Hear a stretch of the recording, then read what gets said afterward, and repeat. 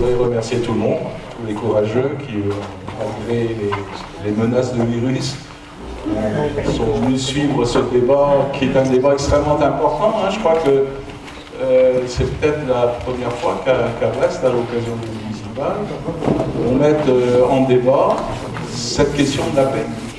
Que l'on invite les diverses listes qui se présentent à venir présenter ce qu'elles ont dans leur programme, qui sont en relation avec ce vouloir de faire de Brest une ville de paix. Alors à ce propos, nous avons invité toutes les listes en compétition, sauf une.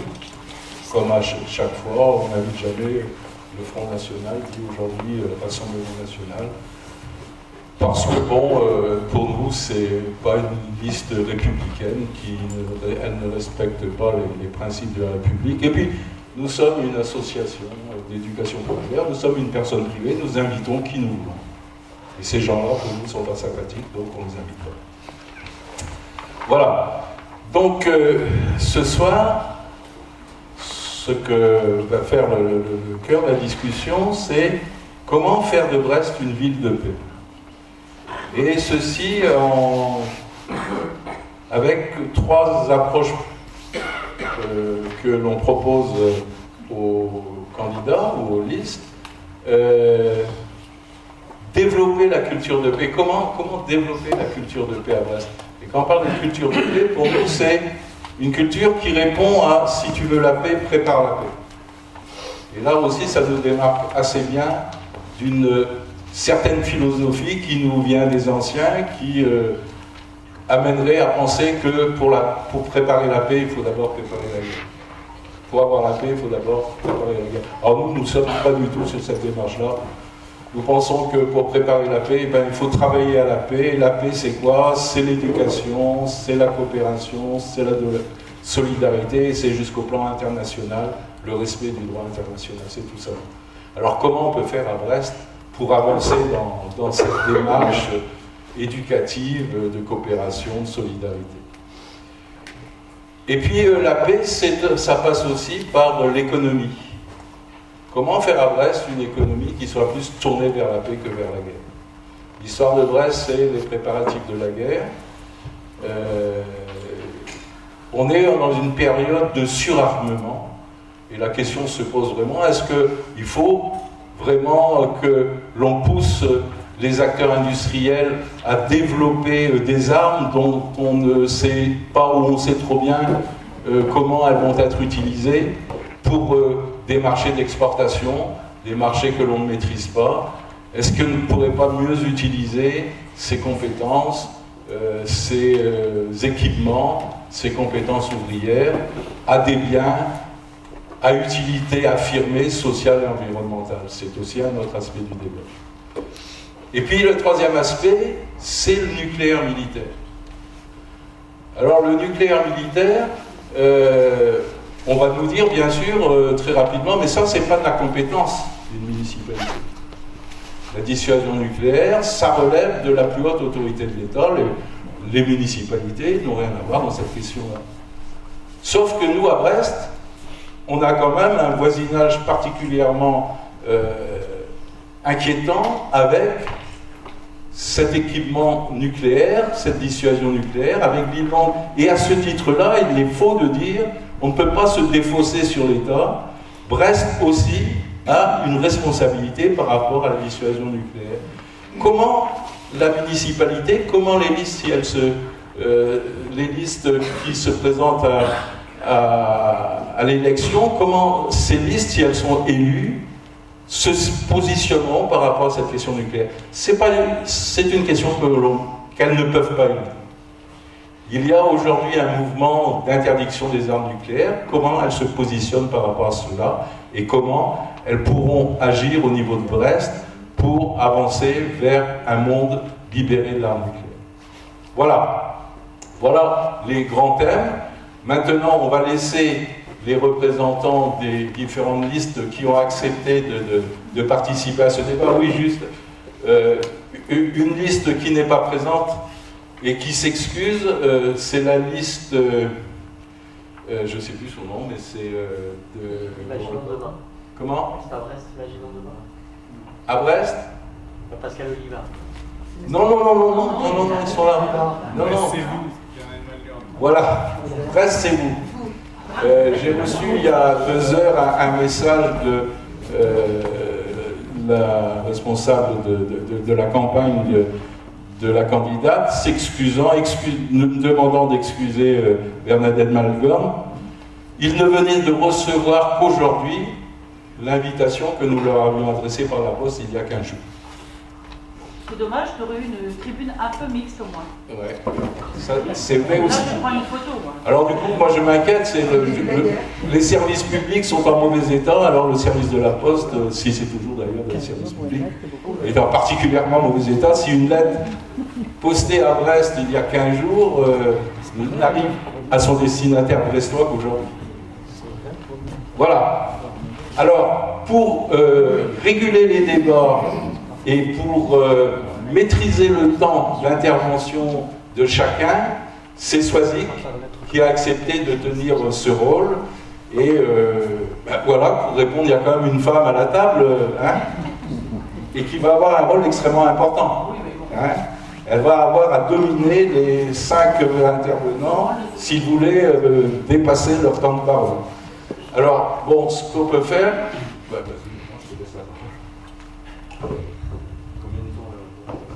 Eh bien, peut-être à chaque intervenant, on donne 20 minutes. Ça fait beaucoup? Ah non. 6 minutes. Il faut un débat. D'accord, ça fait beaucoup. 20 minutes, 4. Bon, alors 10 minutes. 6 minutes.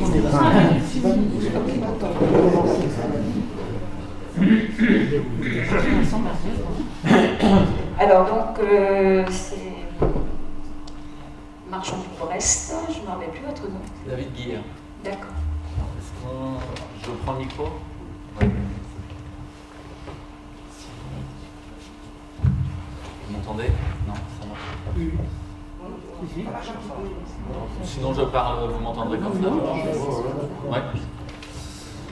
Bonsoir à tous. Donc je m'appelle David Guillerme, je représente Marc Quatanea ce soir, il ne pouvait pas être présent et il m'a proposé de représenter notre équipe. Alors effectivement, on peut déplorer qu'il n'y ait pas de femmes sur cette table et la question de la paix, c'est déjà la mixité effectivement, parce qu'on voit que lorsqu'on n'a aucune mixité, il y a des tensions et la mixité crée en général un apaisement. Moi, je vais prendre à l'envers les questions qui ont été proposées pour aller du général et pour revenir ensuite à quelque chose de plus précis sur la ville. Donc sur la question du désarmement nucléaire notamment, je crois qu'on est tous pour la paix, on est tous pour un monde apaisé, en tout cas dans nos sociétés, mais on constate aujourd'hui qu'il y a quand même une grande complexité dans le monde. Donc, on a pu entendre Emmanuel Macron récemment nous annoncer sur le sujet du nucléaire des décisions de l'État et une transparence sur la position de la France. Je crois que la responsabilité, c'est quand même de dire qu'un désarmement qui serait unilatéral n'aurait pas de sens, car on voit bien dans le monde aujourd'hui la complexité face à des pays comme l'Iran, comme la Corée du Nord, même les États-Unis qui considèrent l'arme nucléaire comme une arme offensive. Un désarmement unilatéral nous positionnerait dans une position compliquée, c'est-à-dire une position d'obéissance presque.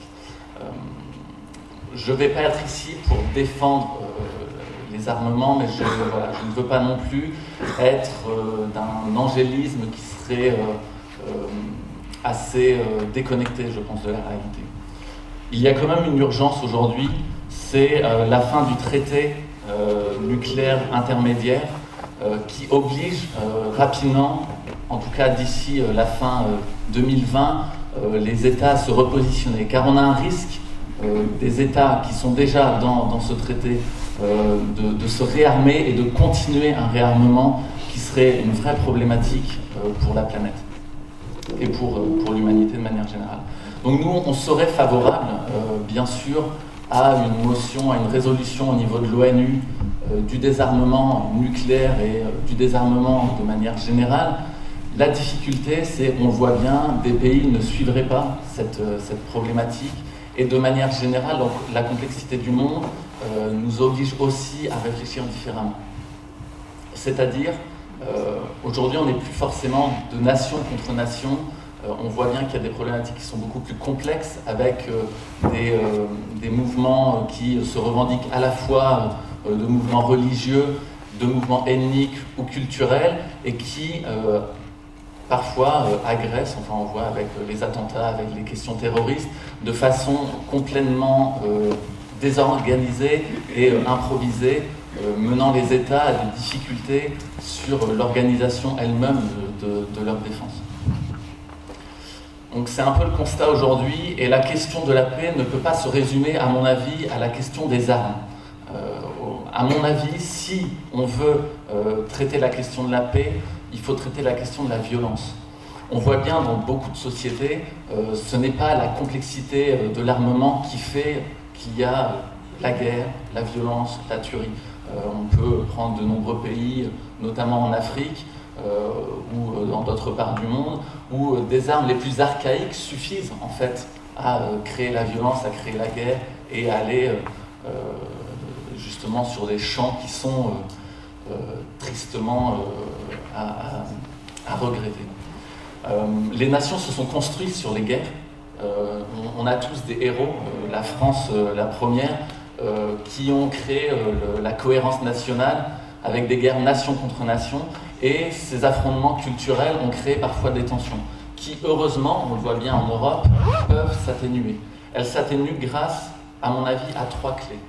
L'éducation, qui a été évoquée en introduction, la démocratie, car on voit que tous les pays en démocratie aujourd'hui ne se font plus la guerre. Alors ils font parfois des guerres à d'autres types d'organisations politiques, mais la démocratie est une solution, et c'est la conscience citoyenne. Et enfin, je crois la laïcité, qui est pour moi, démocrate, un enjeu essentiel, car la laïcité, c'est le vivre ensemble, et c'est la capacité pour des pays comme les nôtres, où nous avons différentes cultures, différentes religions, la capacité à vivre ensemble. Et c'est notre capacité, nous en tant que pays, à aussi pouvoir discuter avec d'autres pays qui n'ont pas forcément le même mode culturel que nous. En annexe, bien sûr, le soutien à toutes les organisations internationales est essentiel. Et en annexe, j'ajoute la culture, l'histoire. N'oublions jamais l'histoire. Le vivre ensemble, on le voit aujourd'hui, c'est une question même la plus locale possible. Et la coopération que nous souhaitons notamment à l'échelon local, avec une multiplication des jumelages pour pouvoir justement créer du lien, créer des rencontres et atténuer ce que parfois les sociétés créent, c'est-à-dire l'ignorance faisant que les gens s'affrontent. Donc si on revient sur les questions plus locales, je ne sais pas combien de temps il me reste, mais si on revient sur les questions locales pour aller rapidement, nous défendrons justement un parcours culturel développé. Alors je ne sais pas si vous avez vu cette proposition de Pontagnou que nous proposons de construire en centre artistique Victor Hugo Pontagnou, parce qu'il y a du sens à un lieu qui a été un lieu de privation de liberté, d'en faire un lieu de liberté et de création. Sur la question de l'économie, nous souhaitons considérer que l'Arsenal fait une grande part de l'histoire de Brest, et on ne peut pas l'ignorer, mais nous ne pouvons plus attendre seulement de Brest, nous ne pouvons plus juste attendre de l'Arsenal de faire l'économie à Brest. Donc nous proposons l'innovation sur le pôle du technopole, sur l'excellence, la recherche, pour pouvoir créer des emplois de demain. Merci. Merci. Donc la parole est à M. Pichon. Merci. Donc Ronan Pichon, tête de liste de la liste Brest Écologie Solidarité. Donc, comme son nom l'indique, Brest Écologie Solidarité, c'est la liste écologiste qui se présente à l'occasion des prochaines élections municipales. Et faut-il le rappeler, mais être écologiste, c'est être profondément pacifiste, donc attaché viscéralement à la paix et à entretenir les conditions qui rendent la paix possible. Alors aujourd'hui, nous sommes le 5 mars. Le 5 mars, cette année, c'est le jour où la France commence à vivre à découvert sur son crédit carbone sur l'année 2020 par rapport à un objectif qui est encore à atteindre de neutralité carbone. Ça veut dire qu'aujourd'hui, à partir d'aujourd'hui, l'activité de la France contribue au dérèglement climatique, contribue donc à la déstabilisation d'écosystèmes, à la déstabilisation du temps. Enfin, on peut le constater nous-mêmes ici à Brest, dans nos conditions de vie largement confortables et largement préservées des aléas, puisqu'on vit tous presque dans des logements modernes et bien équipés. Et donc là, à partir d'aujourd'hui, notre activité, nos activités contribuent à déstabiliser, donc, comme je disais, le climat, la planète, les écosystèmes, et donc va contribuer à amener des déstabilisations dans des pays, dans des sociétés, et risque d'amener à la guerre. Donc je place à des guerres, disons, je ne sais pas combien. Donc si je place mon intervention d'entrée de jeu dans ce domaine-là, c'est pour rappeler que pour qu'il y ait la paix, il faut qu'il y ait qu'on préserve la possibilité de la paix. Si on déstabilise le monde, si on déstabilise les sociétés, eh bien on crée les conditions de la guerre, les conditions de conflit. Et on sait très bien, mon voisin vient de le rappeler, il n'a pas forcément besoin d'avoir des armes très sophistiquées pour faire des massacres horribles, mais revenir dans une empreinte écologique, prendre enfin en compte les contraintes écologiques du monde qui nous entoure pleinement, eh bien c'est indispensable au maintien de la paix, ou au rétablissement de la paix là où elle n'existe pas, parce qu'il y a encore beaucoup d'endroits où elle n'existe pas. Enfin, l'actualité en Syrie, par exemple, ou à la frontière grecque, montre que les sources de malheur sont légion. Donc c'est cet élément-là, mettre en place une action écologiste à Brest, c'est contribuer à la paix. Donc c'est une action extrêmement concrète. Bien sûr, ça s'inscrit dans une volonté générale d'apaisement, d'adoucissement et d'enrichissement des solidarités dans la ville. Donc ça passe par un focus très fort sur l'éducation. C'est pour ça que, par exemple, dans notre liste, nous sommes unanimes à être extrêmement favorables au maintien d'une semaine scolaire à 4 jours et demi avec 5 matinées scolaires, parce que une semaine à 4 jours, c'est entretenir et aggraver les inégalités sociales. Donc, aggraver les inégalités sociales, c'est aussi entretenir des causes de conflits et de malheurs dans la société. Donc, nous sommes farouchement attachés à donner la meilleure éducation possible à tous nos enfants. Nous avons également l'intention d'entretenir cette culture de paix et de coopération plus largement. Nous avons l'intention de renforcer l'inscription de la ville de Brest dans les réseaux européens, parce que les réseaux européens favorisent l'interconnaissance, favorisent l'enrichissement des cultures, favorisent aussi la paix en Europe, parce que il y aura 2 dates, je pense, où les drapeaux seront en berne sur la mairie. Ce sera le 3 août, date du début de la Première Guerre mondiale, et le 1er septembre, date du début de la Seconde Guerre mondiale, qui ont chacune vu des millions et des millions d'hommes, essentiellement dans la première, mais d'hommes et de femmes dans la seconde, mourir dans des conditions atroces. Et je pense qu'il est important de se rappeler ces moments-là, et que commémorer les fins des guerres, c'est une chose, mais savoir pleurer le début des guerres, c'est important aussi. Sur l'économie, c'est un des éléments. Ensuite, il y a aussi, bien sûr, quand je disais les réseaux internationaux, ça n'est pas seulement en Europe, il y a aussi des choses à bâtir avec l'Afrique, hein, qui sont nos voisins, qui est le continent voisin de l'Europe, et avec lesquels on a des liens d'amitié à construire. Et quand on parle d'Afrique, il faut aussi parler aussi des personnes qui viennent d'Afrique dans des conditions parfois dramatiques, qui arrivent dans nos villes et pour lesquelles on doit s'assurer que la ville leur offre la possibilité de vivre paisiblement et dignement, ce à quoi ils ou elles aspirent. Et je pense qu'il faudra avoir une attention particulière là-dessus. Parce que oui, c'est méchant, ça y est, le temps est quasiment écoulé. J'ai dit l'essentiel.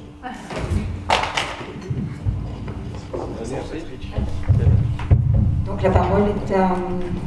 Oui, donc, bonjour, je suis Patrick Appéré, je participe à la liste Brest au cœur.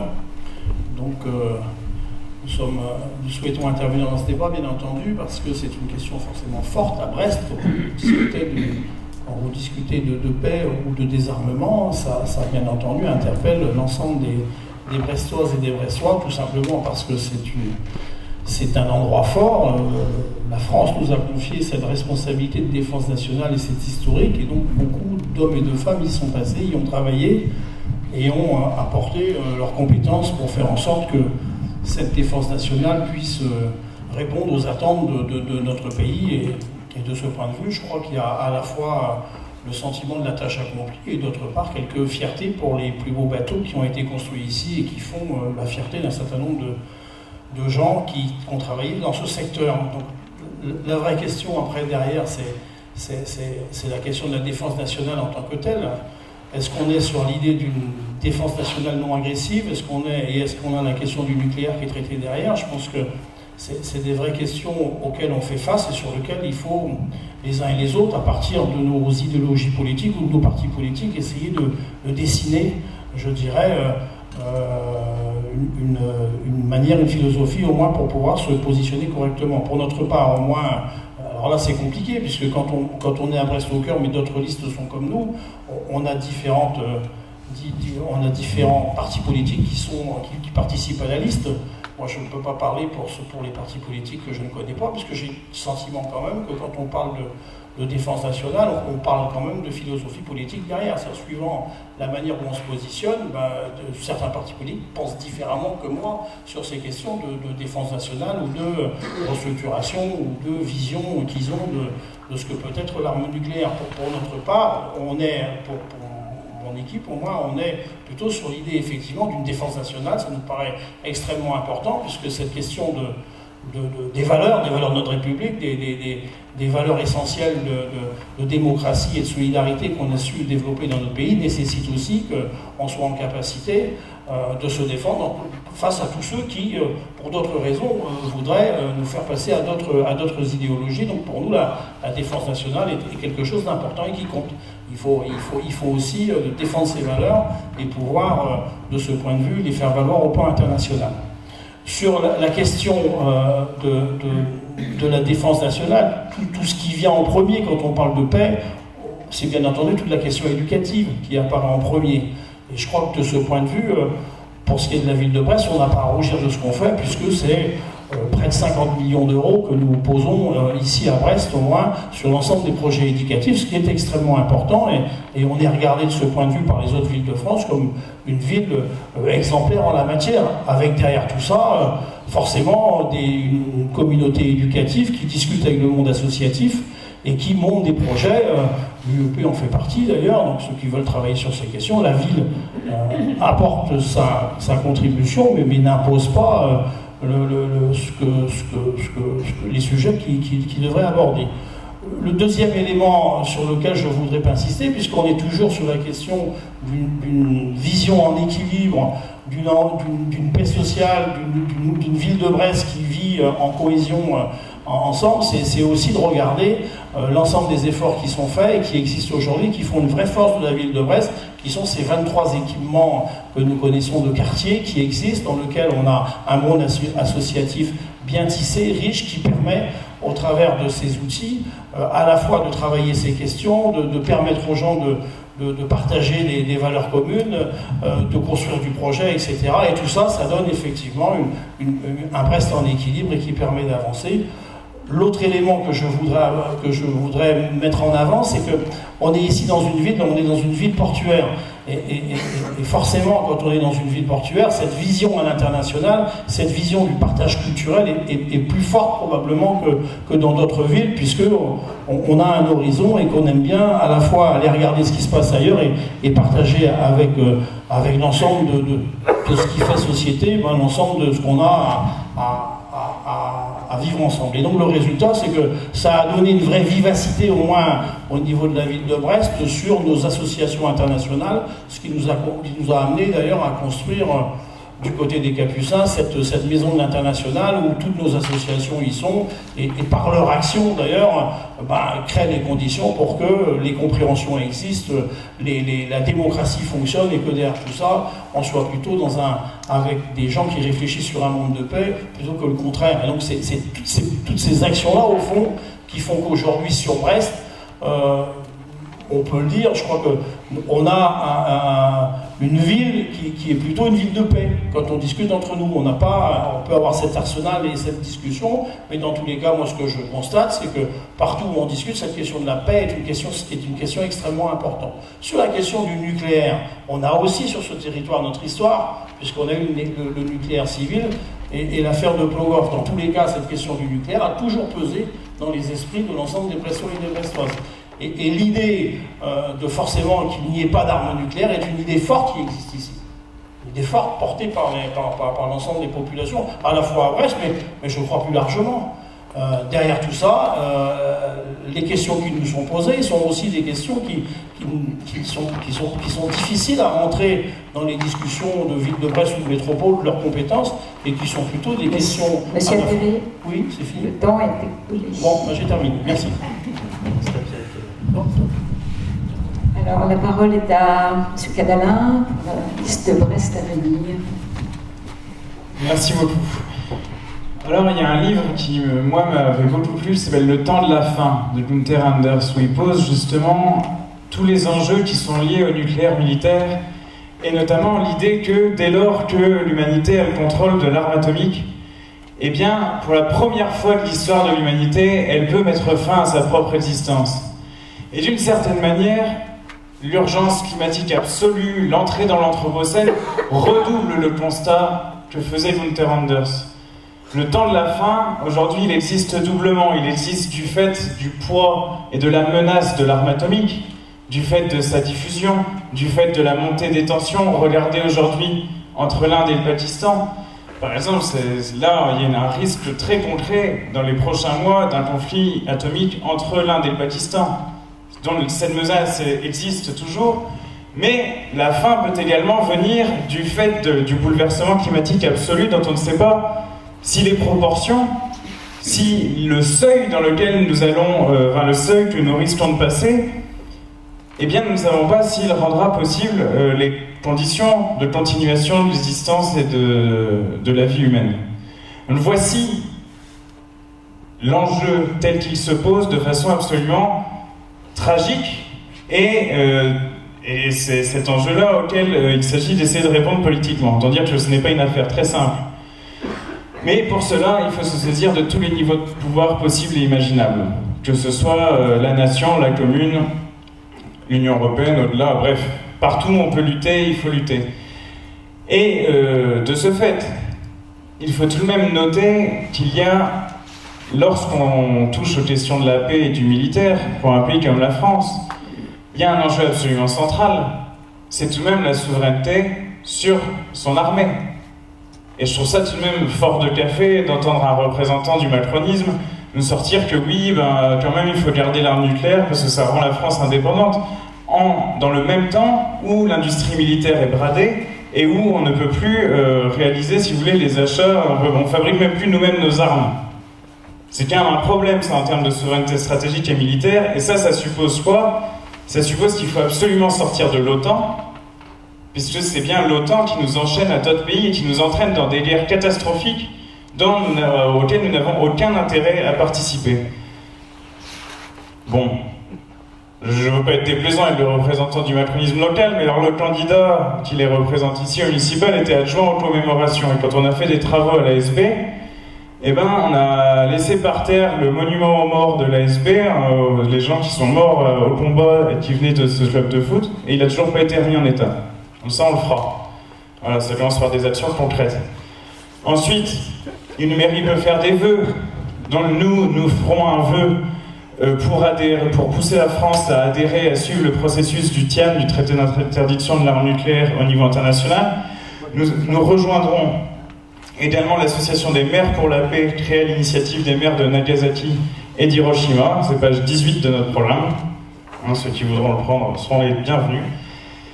Et ensuite, il y a quelque chose qui me tient beaucoup à cœur également, c'est la notion de paix positive, qui renvoie plutôt à ce que vous disiez en introduction. C'est la paix positive, ça suppose de créer les conditions de la paix.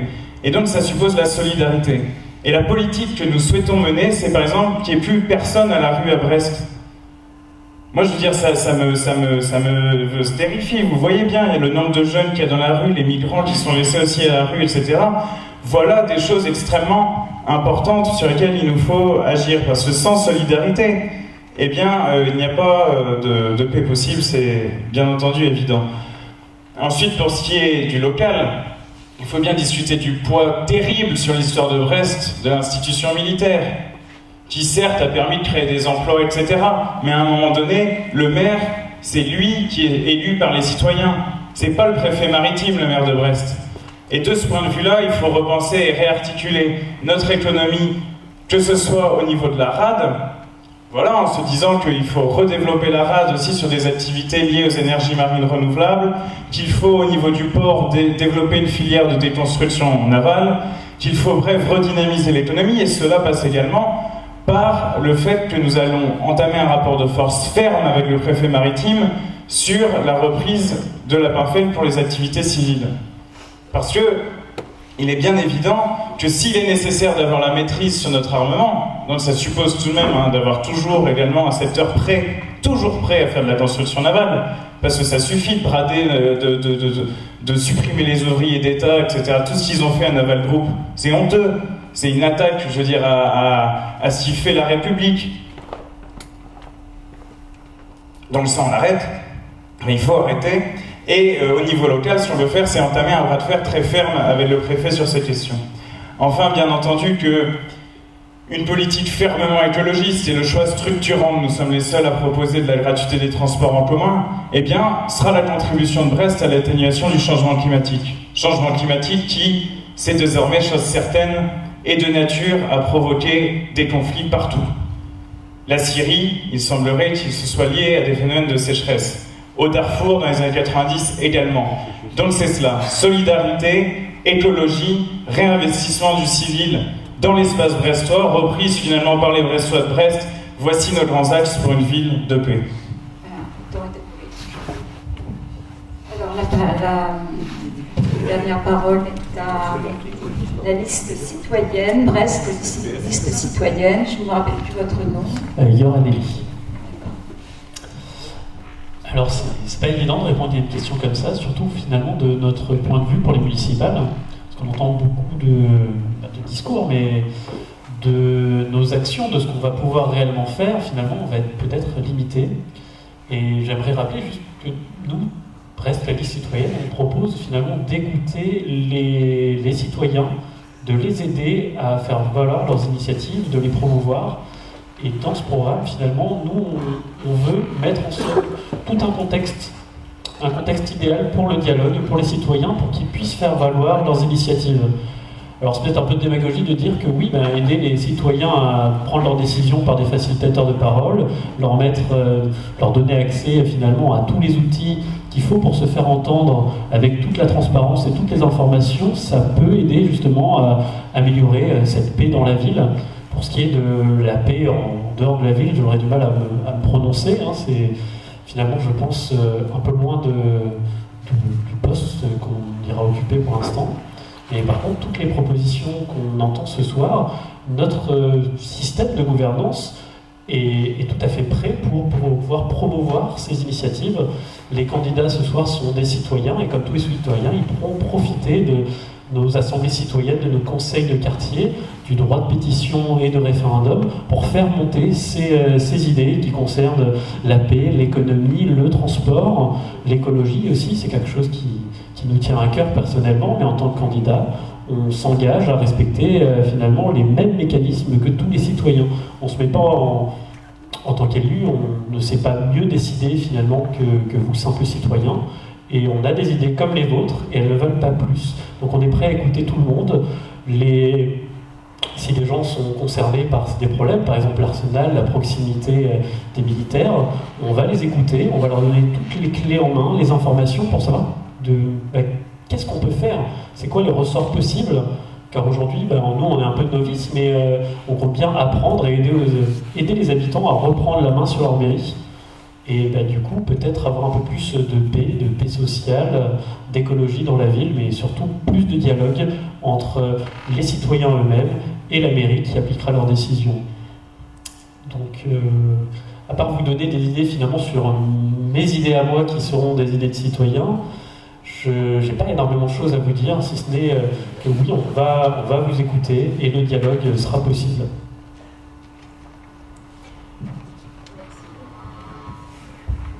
Merci. Donc la parole maintenant est à la salle. Est-ce qu'il y a des questions aux candidats? J'en ai une.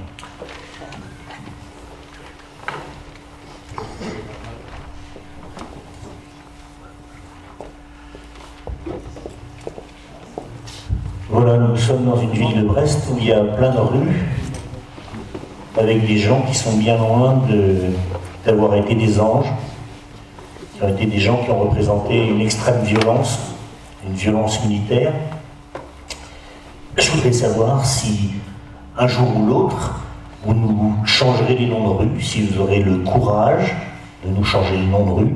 Nous l'avions fait avec des habitants de certains quartiers, à la place de la rue Bugeaud. Alors moi je voulais vous demander quelque chose de praticos. Est-ce que vous allez avoir le courage de nous changer ces rues d'assassins?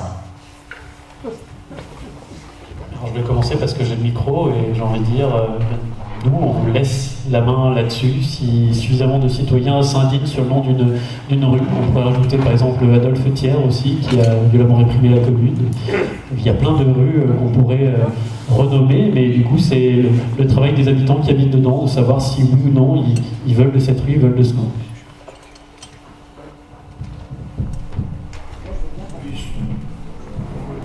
Oui, parce que par rapport à... En fait, moi, donc, je fais partie de la liste de Imaginons demain de Pascal Olivard, et en fait, c'est tout à fait à l'improviste que nous sommes venus, puisqu'il a dû s'excuser, il n'a pas pu venir. Donc, il nous a demandé au dernier moment, on n'avait rien préparé, et j'hésitais à parler, mais bon... c'est Google qui va pas être content déjà avec vos changements de rue, c'est pas possible.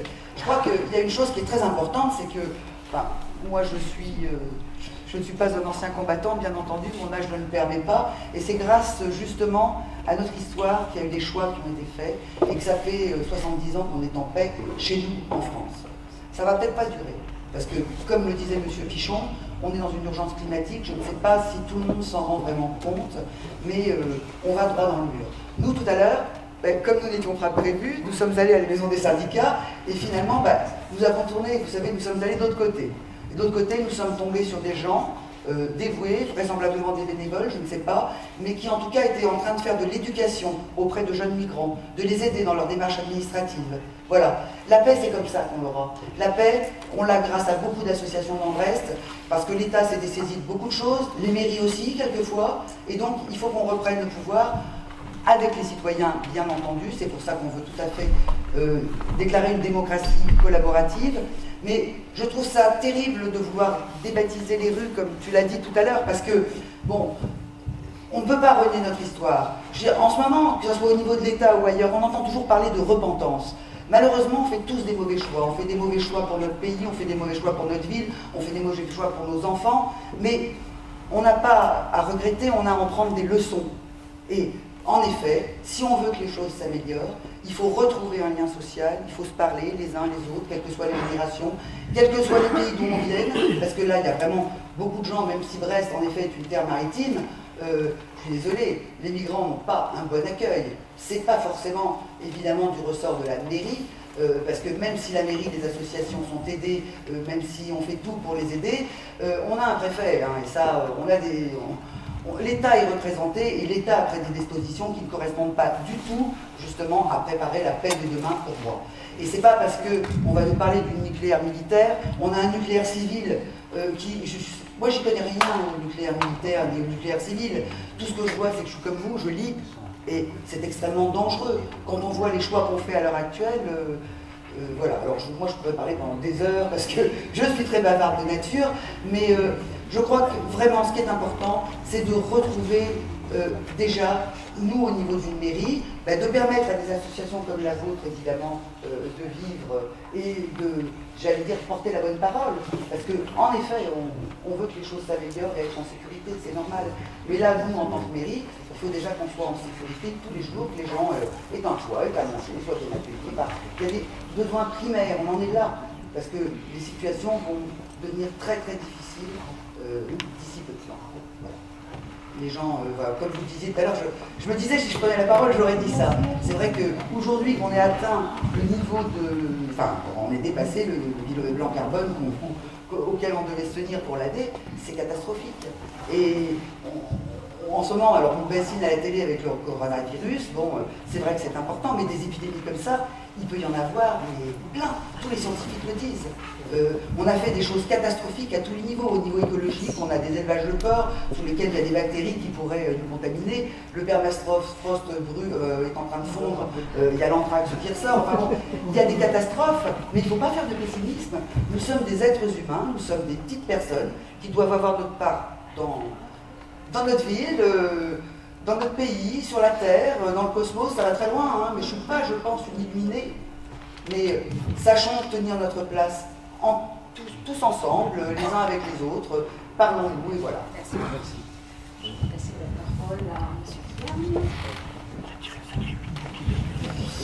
Pierre. Alors, pour répondre à la question, et je rebondirai peut-être un petit peu aussi sur l'intervention précédente, pour répondre à la question des rues, alors c'est tout à fait possible de rebaptiser des rues. Je vous avoue que je n'ai pas de position arrêtée sur le sujet. Nous, ce qu'on propose, c'est effectivement aussi de revoir la démocratie locale et de transformer les conseils consultatifs de quartier qui ne servent pas à grand-chose parce qu'ils sont que consultatifs, de les transformer en conseils collaboratifs et que les habitants des quartiers puissent se positionner sur les sujets locaux et puissent prendre des décisions à leur niveau avec une présidence qui serait un citoyen non élu. Donc ça sera tout à fait possible à cet échelon-là de rebaptiser des rues notamment, même si je crois que nous ne devons pas oublier notre histoire. Simplement pour rebondir sur la question, et je crois que c'est le grand sujet, alors tout le monde en parlera, mais sur la question de l'écologie, au-delà du changement climatique qui impacte en fait le territoire et les territoires de manière générale, je crois que si on veut construire l'économie de la paix, il y a deux axes qui sont importants. Le premier, c'est la transition écologique. Non pas pour seulement la question climatique, mais parce que le 3/4 des conflits dans le monde sont liés aux ressources, sont liés à des interactions de pays comme le nôtre qui ont des enjeux de ressources dans d'autres pays.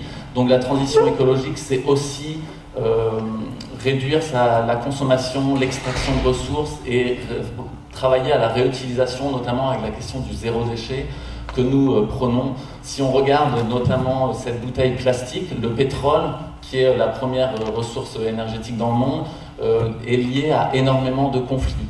Donc on peut, voilà, moi je me déplace par exemple avec ma gourde, on peut aujourd'hui avoir des objets, et beaucoup d'entre vous l'ont connu il y a 40 ans, des objets qu'on réutilisait au quotidien pour aller au marché, voilà. Donc arrêtons avec le tout jetable et économisons nos ressources. C'est un des premiers enjeux, à mon avis, de l'économie de la paix. Le deuxième, bon, j'ai pas eu le temps de le finir tout à l'heure, mais simplement, nous croyons au pôle d'excellence à Brest, et nous sommes pour la promotion, alors que vous retrouverez dans notre programme, de l'entrepreneuriat sur l'économie sociale et solidaire, qui sont effectivement des enjeux pour construire la paix demain. Voilà, merci. Est-ce que quelqu'un veut intervenir sur... Voilà, merci M. Guillaume. On va passer la parole à M. Cabanel. Merci beaucoup. Oui, juste pour répondre à la question posée sur les rues, effectivement, on peut procéder à un large travail de réflexion collective sur la pertinence de telle ou telle rue. Hein. Enfin, moi, j'ai aucun problème avec ça. C'est quelque chose qui me semble même nécessaire. Enfin, Adolphe Thiers, comme on en parlait, il y a quand même qu'Emmanuel Macron pour trouver qu'il a sauvé la République. Emmanuel Macron a quand même sorti une aberration historique de cette nature. Donc effectivement, c'est un massacreur d'ouvriers. On n'apprend pas à l'école ou au lycée les 30 000 morts ou les 40 000 morts de la Commune de Paris, ça, on les oublie toujours. Hein. Par contre, les 2000 de la terreur, ça, c'est la catastrophe absolue. Hein, parce que quand des riches meurent, là, on en fait état dans les livres d'histoire.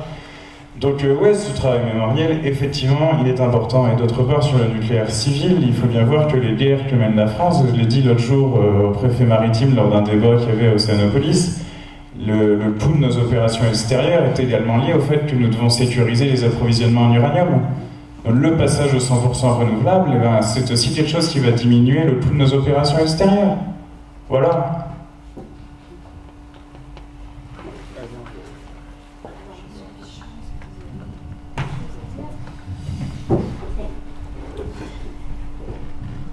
Voilà. Sur les changements de rue, enfin sur les... Moi je comprends, hein, je comprends qu'effectivement on préfère passer devant une plaque qui se rappelle du général de la Bollardière que du général Bugeaud, ça c'est certain, c'est normal. Il y a des personnes qui sont évidemment beaucoup plus estimables que d'autres. Après, est-ce qu'il ne vaudrait pas mieux, sur la plaque du général Bugeaud, avoir quelques mots pour rappeler qui il était et ce qu'il a fait, plutôt que de n'avoir que quelque part un recueil des personnes dignes d'être, enfin voilà, d'avoir un nouveau recueil canonique des saints ou des béatifiés. Je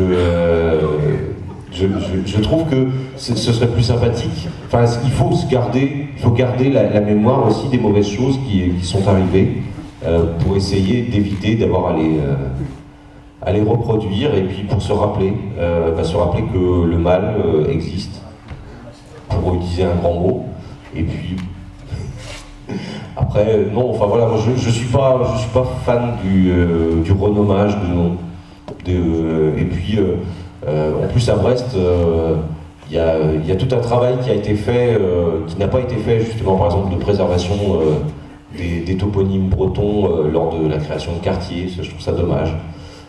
Et puis bon, alors après, je vois bien les signes au fond qui rappellent qu'il y a beaucoup plus de plaques qui évoquent des hommes que des femmes, mais Pas que ça. voilà. Non, je voulais dire qu'il y avait beaucoup de plaques qui évoquent des généraux esclavagistes, des généraux et des maréchaux esclavagistes, mais nous sommes quand même la seule ville de France à s'honorer d'avoir donné un nom de rue à un esclave décapité à Brest. L'esclave, c'est Jean Mort, et c'est dans le quartier de Bellevue.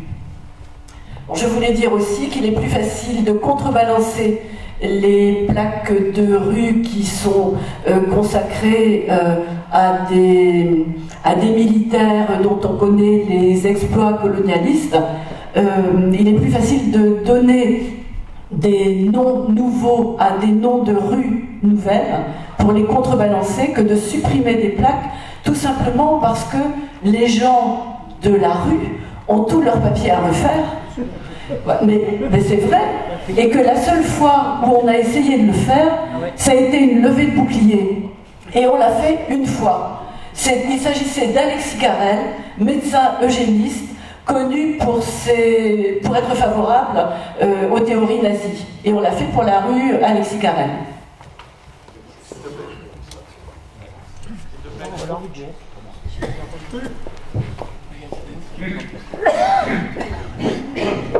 Oui, on va pas faire tout le débat sur la rue Bugeaud, mais quand même.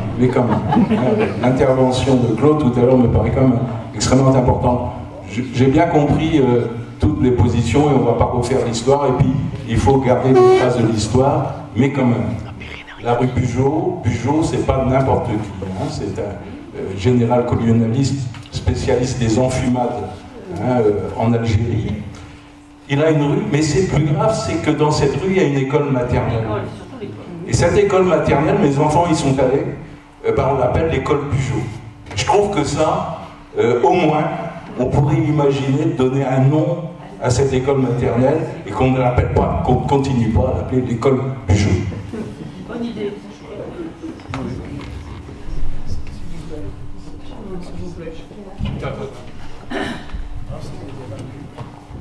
Oui, pour dire qu'effectivement, c'est extrêmement compliqué de changer de langue, c'est vraiment assez lourd.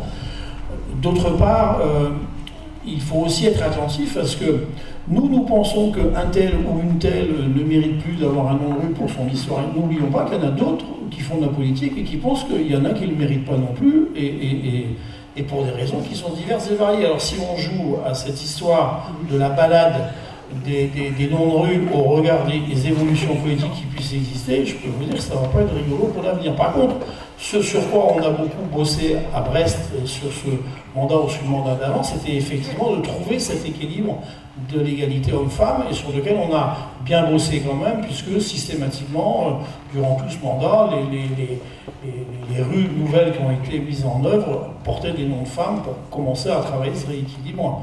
Et ça, bien entendu, ça ne se fait pas seulement parce qu'on a des convictions, ça se fait aussi parce qu'on a des impulsions citoyennes et qu'on a des impulsions de mouvement qui viennent nous dire « Attendez, faites attention à ce que vous faites, etc. etc. » Donc, et derrière tout ça, parce que ça ne se fait pas non plus sur l'idée qu'il y en a un qui déciderait dans un coin, dans un bureau obscur, le nom de telle rue ou telle rue. Il y a des commissions qui sont mises en place. Ces commissions sont collectives, travaillent, font des propositions, et je rappelle quand même qu'au dernier cas, ce n'est pas le maire ou un tel qui décide, c'est le conseil municipal.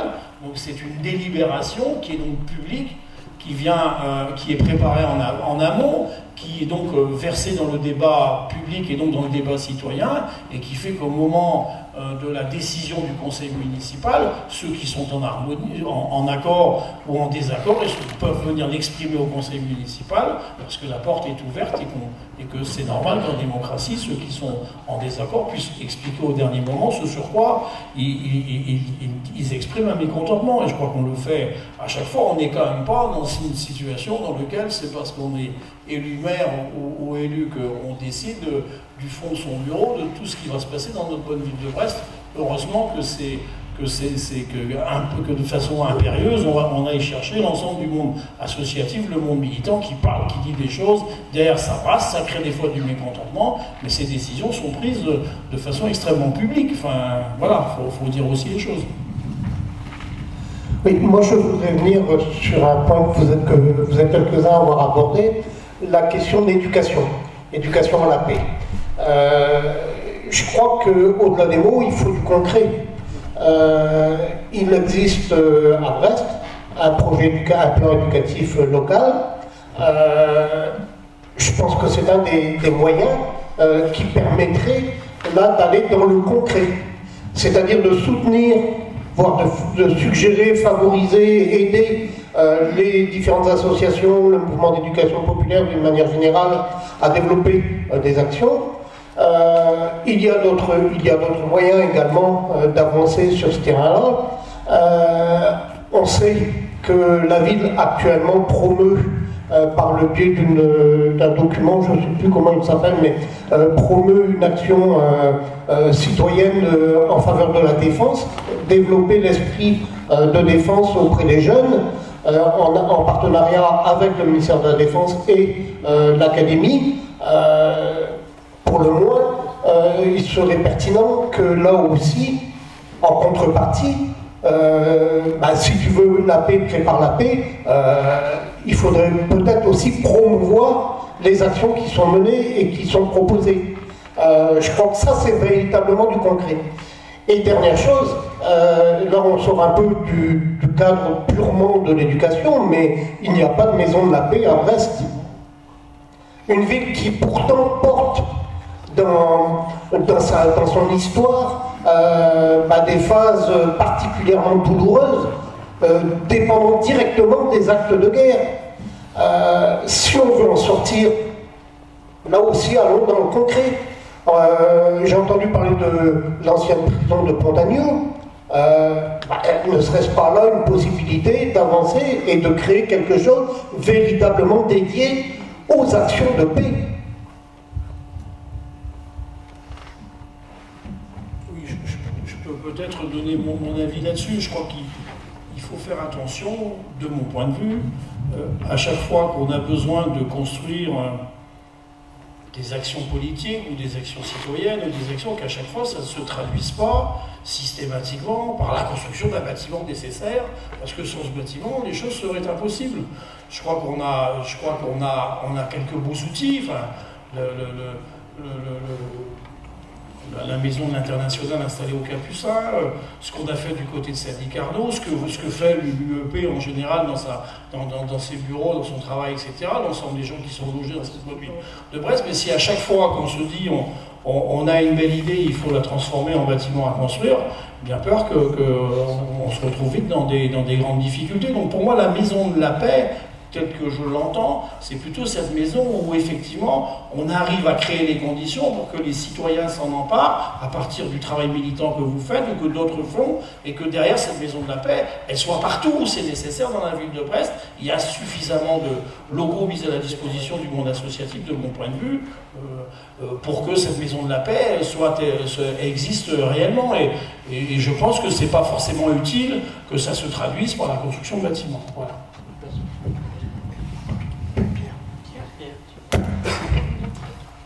Si je peux juste réagir.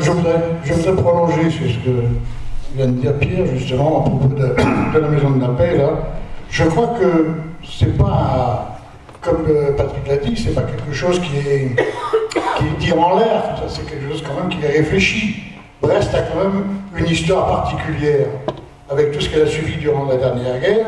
Je crois quand même qu'il serait nécessaire que cette histoire-là, à travers une maison consacrée entièrement à la paix, avec disons un site d'exposition, un site de discussion, d'information, où on pourrait réunir les gens et à faire en sorte que les débats qui s'y créent puissent permettre de faire avancer cette idée de paix dans une ville comme la nôtre. Je crois qu'il existe à Caen une maison qui est quand même quelque chose d'important, qui est visitée non seulement par les Français, mais aussi même par les étrangers. Et de ce fait, je pense que Brest, comme Caen, qui a été démoli à presque 100%, Brest mérite une telle maison, un tel édifice, qui permettrait non seulement de faire un lieu de mémoire, mais je dis bien un lieu de promotion de la paix. Je crois que Brest mérite bien un tel édifice. Alors, dans notre optique, comme j'ai pu vous le présenter, nous souhaitons construire un lieu de liberté à Pontagnou, à la fois liberté créative, mais à la fois également un lieu de parcours mémoriel sur cette question de Pontagnou, et qui s'insérerait en fait de manière générale sur la ville, avec un parcours mémoriel sur l'abri Sadi Carnot, sur Pontagnou et sur l'ensemble de ces éléments. D'autre part, moi je suis profondément européen et je crois que la Maison de l'Europe, qui est pour le coup associative, tout comme vous, mériterait d'être, alors peut-être en collaboration, mériterait de développer quelque chose sur le sujet. C'est-à-dire que l'Europe, c'est quand même l'exemple dans le monde de pays qui se sont affrontés et qui ont fait des milliers et des milliers et des milliers de morts et qui arrivent à collaborer ensemble. Et je crois que c'est vraiment ici qu'on peut construire quelque chose qui serait formidable pour promouvoir la paix. Voilà. Une dernière chose, car nous croyons vraiment à la démocratie, et comme je vous le disais, la démocratie est à mon avis un des leviers pour construire la paix dans le monde. Nous souhaitons lancer un forum international de la démocratie locale, car on voit bien aujourd'hui que la question de la démocratie est menacée, même chez nous. On a un désengagement profond des citoyens, avec très souvent moins de 50% des électeurs qui s'investissent, avec très peu de gens qui s'investissent de manière générale dans le militantisme, dans toutes ces questions. Et la question de la démocratie, c'est aussi la question de la paix, et pourrait s'insérer, je crois, dans ce parcours de la paix, d'une maison de la paix, qu'on pourrait imaginer à la fois dans les quartiers avec les maisons des citoyens et à la fois sur ce parcours mémoriel.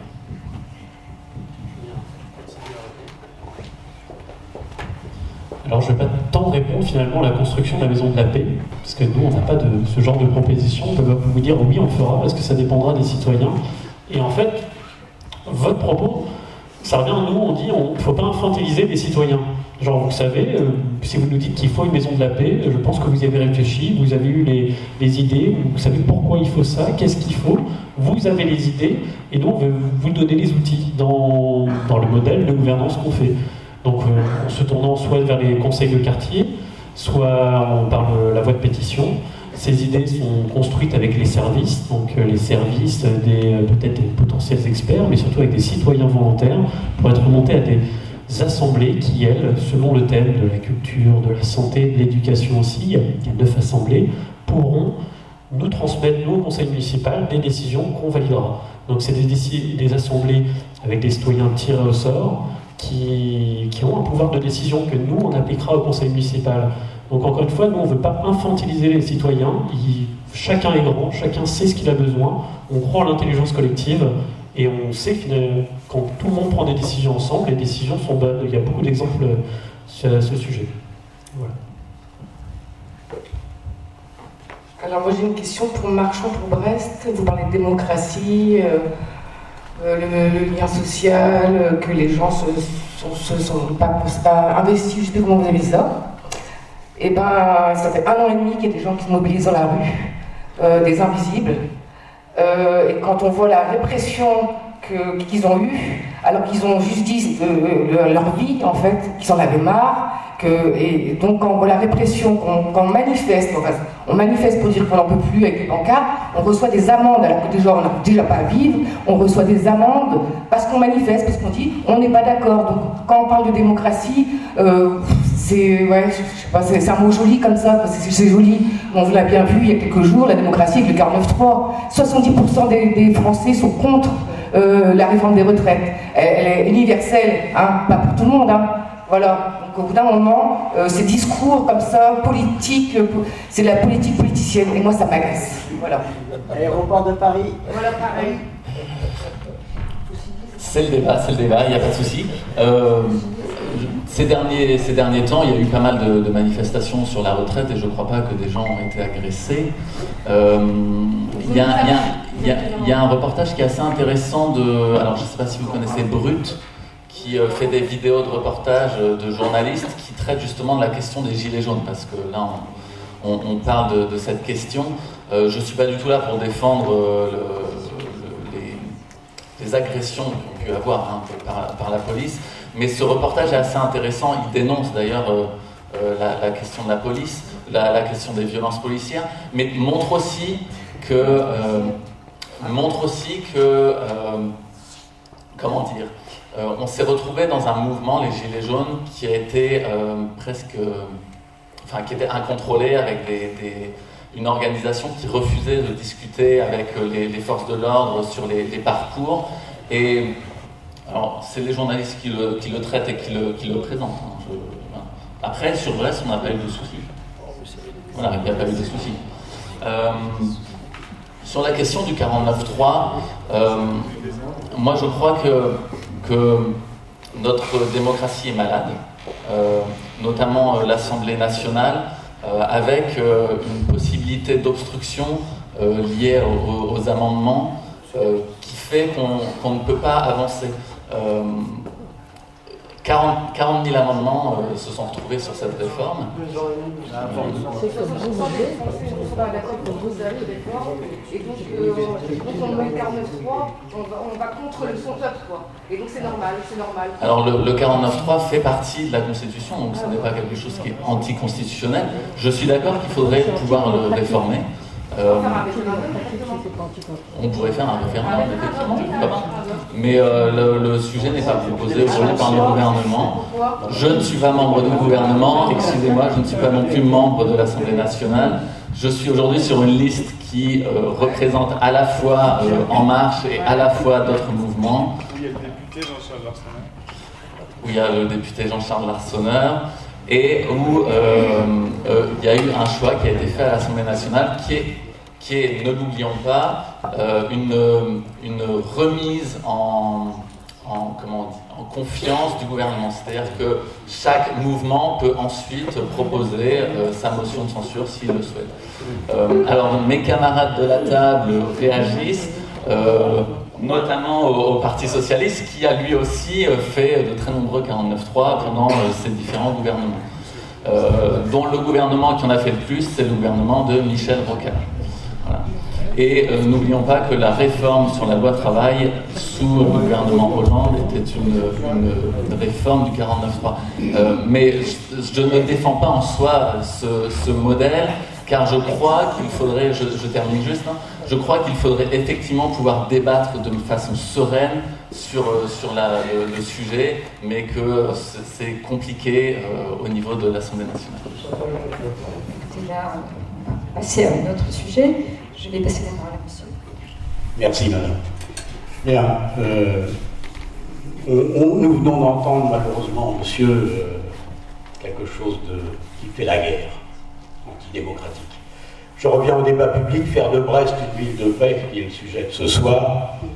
Et si tu veux la paix, prépare la paix, c'est la question, la vraie question. Et à chacun d'entre vous, et déjà merci, parce que vous êtes 5 des 10 listes présentes à Brest. Merci d'être présent. J'ai une seule question.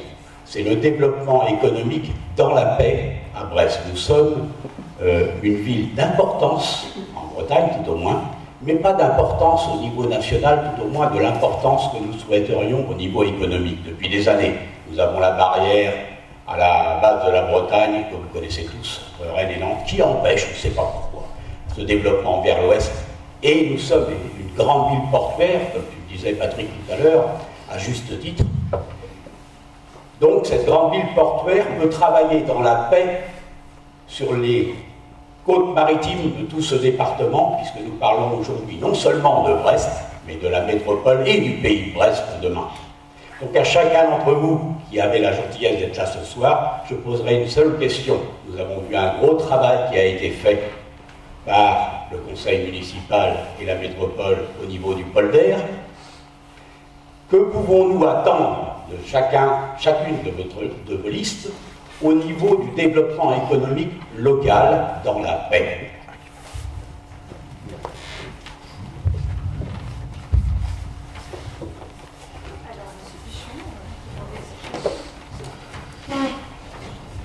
Alors, ce qu'on peut faire, à la fois beaucoup et peu de choses, hein, puisque c'est impulser de toutes nos forces pour que se développent, que se modifient les secteurs économiques, pour qu'ils prennent en compte des impératifs.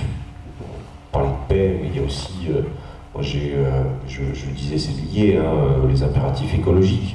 C'est-à-dire que nous, à Brest Écologie Solidarité, nous avons notamment l'intention de mettre en place à Brest un fonds local d'investissement dans la transition écologique, donc, qui serait un fonds qui collecterait de l'épargne locale pour investir dans des entreprises locales qui s'engageraient dans la transition écologique. Et la transition écologique, je l'ai rappelé en début et d'autres l'ont dit, c'est aussi un facteur de paix, puisque c'est une activité, c'est s'engager dans des activités économiques qui ne détruisent pas la planète, voire pour certaines qui pourraient contribuer à la réparer un petit peu.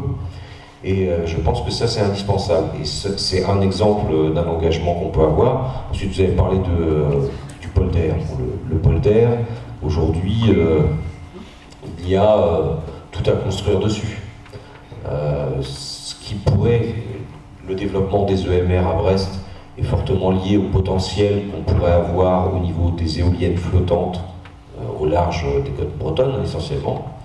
Ce développement des éoliennes flottantes dépendra à un moment donné de la volonté du gouvernement. Alors il semblerait qu'il y ait des petites choses qui commencent à bouger, mais ça veut dire que le gouvernement ouvre des champs d'éoliennes maritimes, des champs d'éoliennes flottantes, et que là, ensuite, dans ce mouvement-là, notre rôle sera d'aller se battre pour que des industriels brestois ou seul ou avec des entreprises d'ailleurs de Brest, hein, il n'y a pas non plus s'installent et construisent en fait une filière industrielle à Brest, que Brest trouve sa place dans les filières industrielles qui sont en train de se construire aujourd'hui autour des éoliennes flottantes.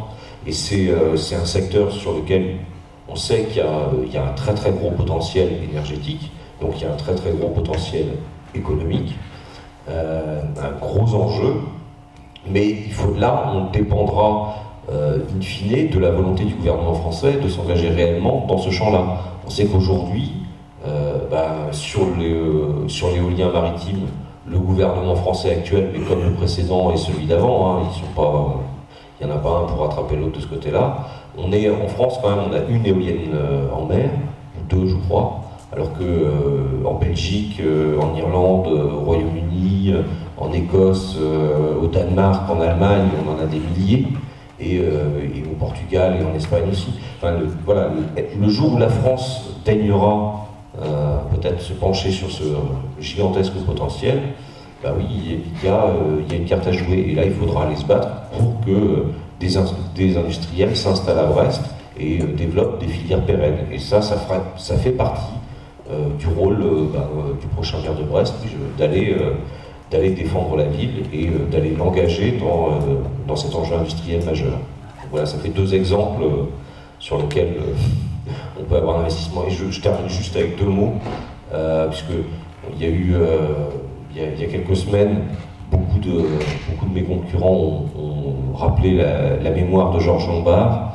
J'avais vu qu'il y avait eu une petite note dans un journal qui disait qu'en 1969, Georges Lombard avait interpellé le général de Gaulle pour lui demander de faire en sorte que la ville de Brest sorte de la mono-industrie militaire.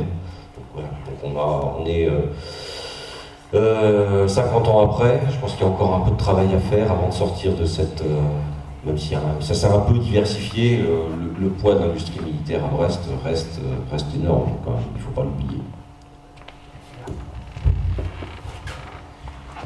Oui, alors je remonte un peu le fil, hein, parce que je n'avais pas pris la réponse des autres questions, et je le fais rapidement. Sur les questions d'éducation, c'est fondamental d'appuyer l'éducation populaire, de les soutenir et d'investir davantage dans le soutien aux associations d'éducation populaire, de telle sorte à ce que notamment il y a un réel encadrement des plus jeunes.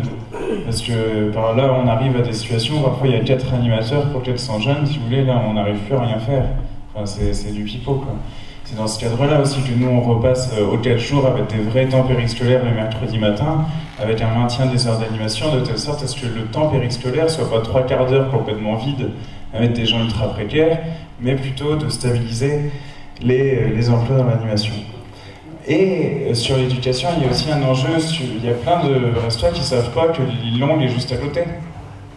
Il y a vraiment, c'est un enjeu qui est très important, c'est d'informer également sur le fait qu'effectivement, il y a l'île Longue, il y a le nucléaire militaire qui est juste là, et que de fait ça présente des risques tout à fait évidents en cas de potentiel offensif, etc. Enfin voilà, il faut que les gens soient au courant de ça, c'est déjà un premier pas pour permettre au Brestois de marcher davantage vers une pensée liée à la paix et au pacifisme. Bon, sur la Maison de la Paix, moi je suis pas du genre à répondre tout de suite, comme ça en disant paf, oui d'accord, la Maison de la Paix, il faudrait regarder bien le projet, etc. Pontagnaud est un espace qui peut accueillir effectivement des projets divers. Moi j'avais en tête des choses d'initiation scientifique, de parcours mémoriel et tout, donc je pense que ça peut s'articuler tout à fait. Mais voilà, il faudrait vraiment discuter plus longuement.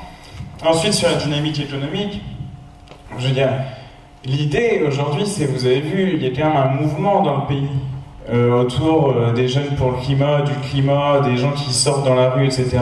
Un élu qui est responsable, c'est un élu qui va aussi se saisir, accompagner cette lutte et mener le rapport de force avec l'État. Pas en disant on va attendre la Saint-Glinglin que l'État nous donne de l'argent, non.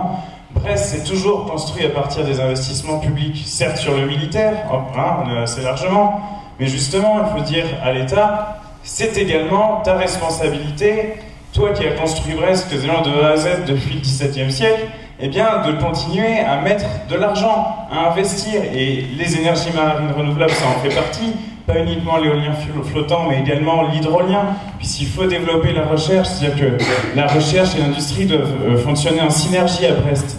Là où on a un pôle de recherche considérable, et le pôle d'air, où il faut bien préciser qu'il y avait plus de 200 millions, qu'on est juste pour l'instant Novantia qui va venir assembler des éoliennes sans qu'elles soient fabriquées ici. C'est tout de même assez catastrophique. Et il y a 1 an et demi de boulot pour 220 millions d'investissements qui en plus ont donné lieu à une malfaçon. Donc on est reparti pour 3 ans de travaux parce que le truc s'affaisse. À un moment donné, ça pose une question sur le sérieux de ce genre de projet. Il faut renouer avec une vision à long terme, et la politique industrielle, je le disais tout à l'heure, doit également inclure des opérations autour de la déconstruction navale. Parce que la déconstruction navale, avant on voyait ça comme on démonte juste le bateau, etc. Mais maintenant on peut recycler, si vous voulez, les pièces qu'on démonte et les valoriser. Voilà pour le tableau général. Et alors, ah non, j'oublie quelque chose d'essentiel.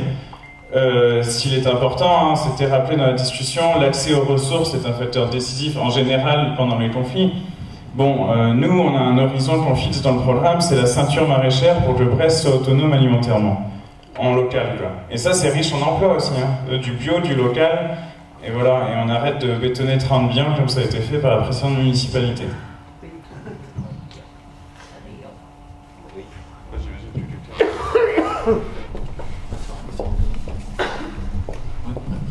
Sur la question de l'économie, donc comme je le disais en introduction, nous pensons que Brest s'est construit sur son arsenal, mais il faut qu'on arrive aujourd'hui à créer une sorte d'indépendance de la ville par rapport à cet arsenal militaire et à l'argent public lié à l'armée.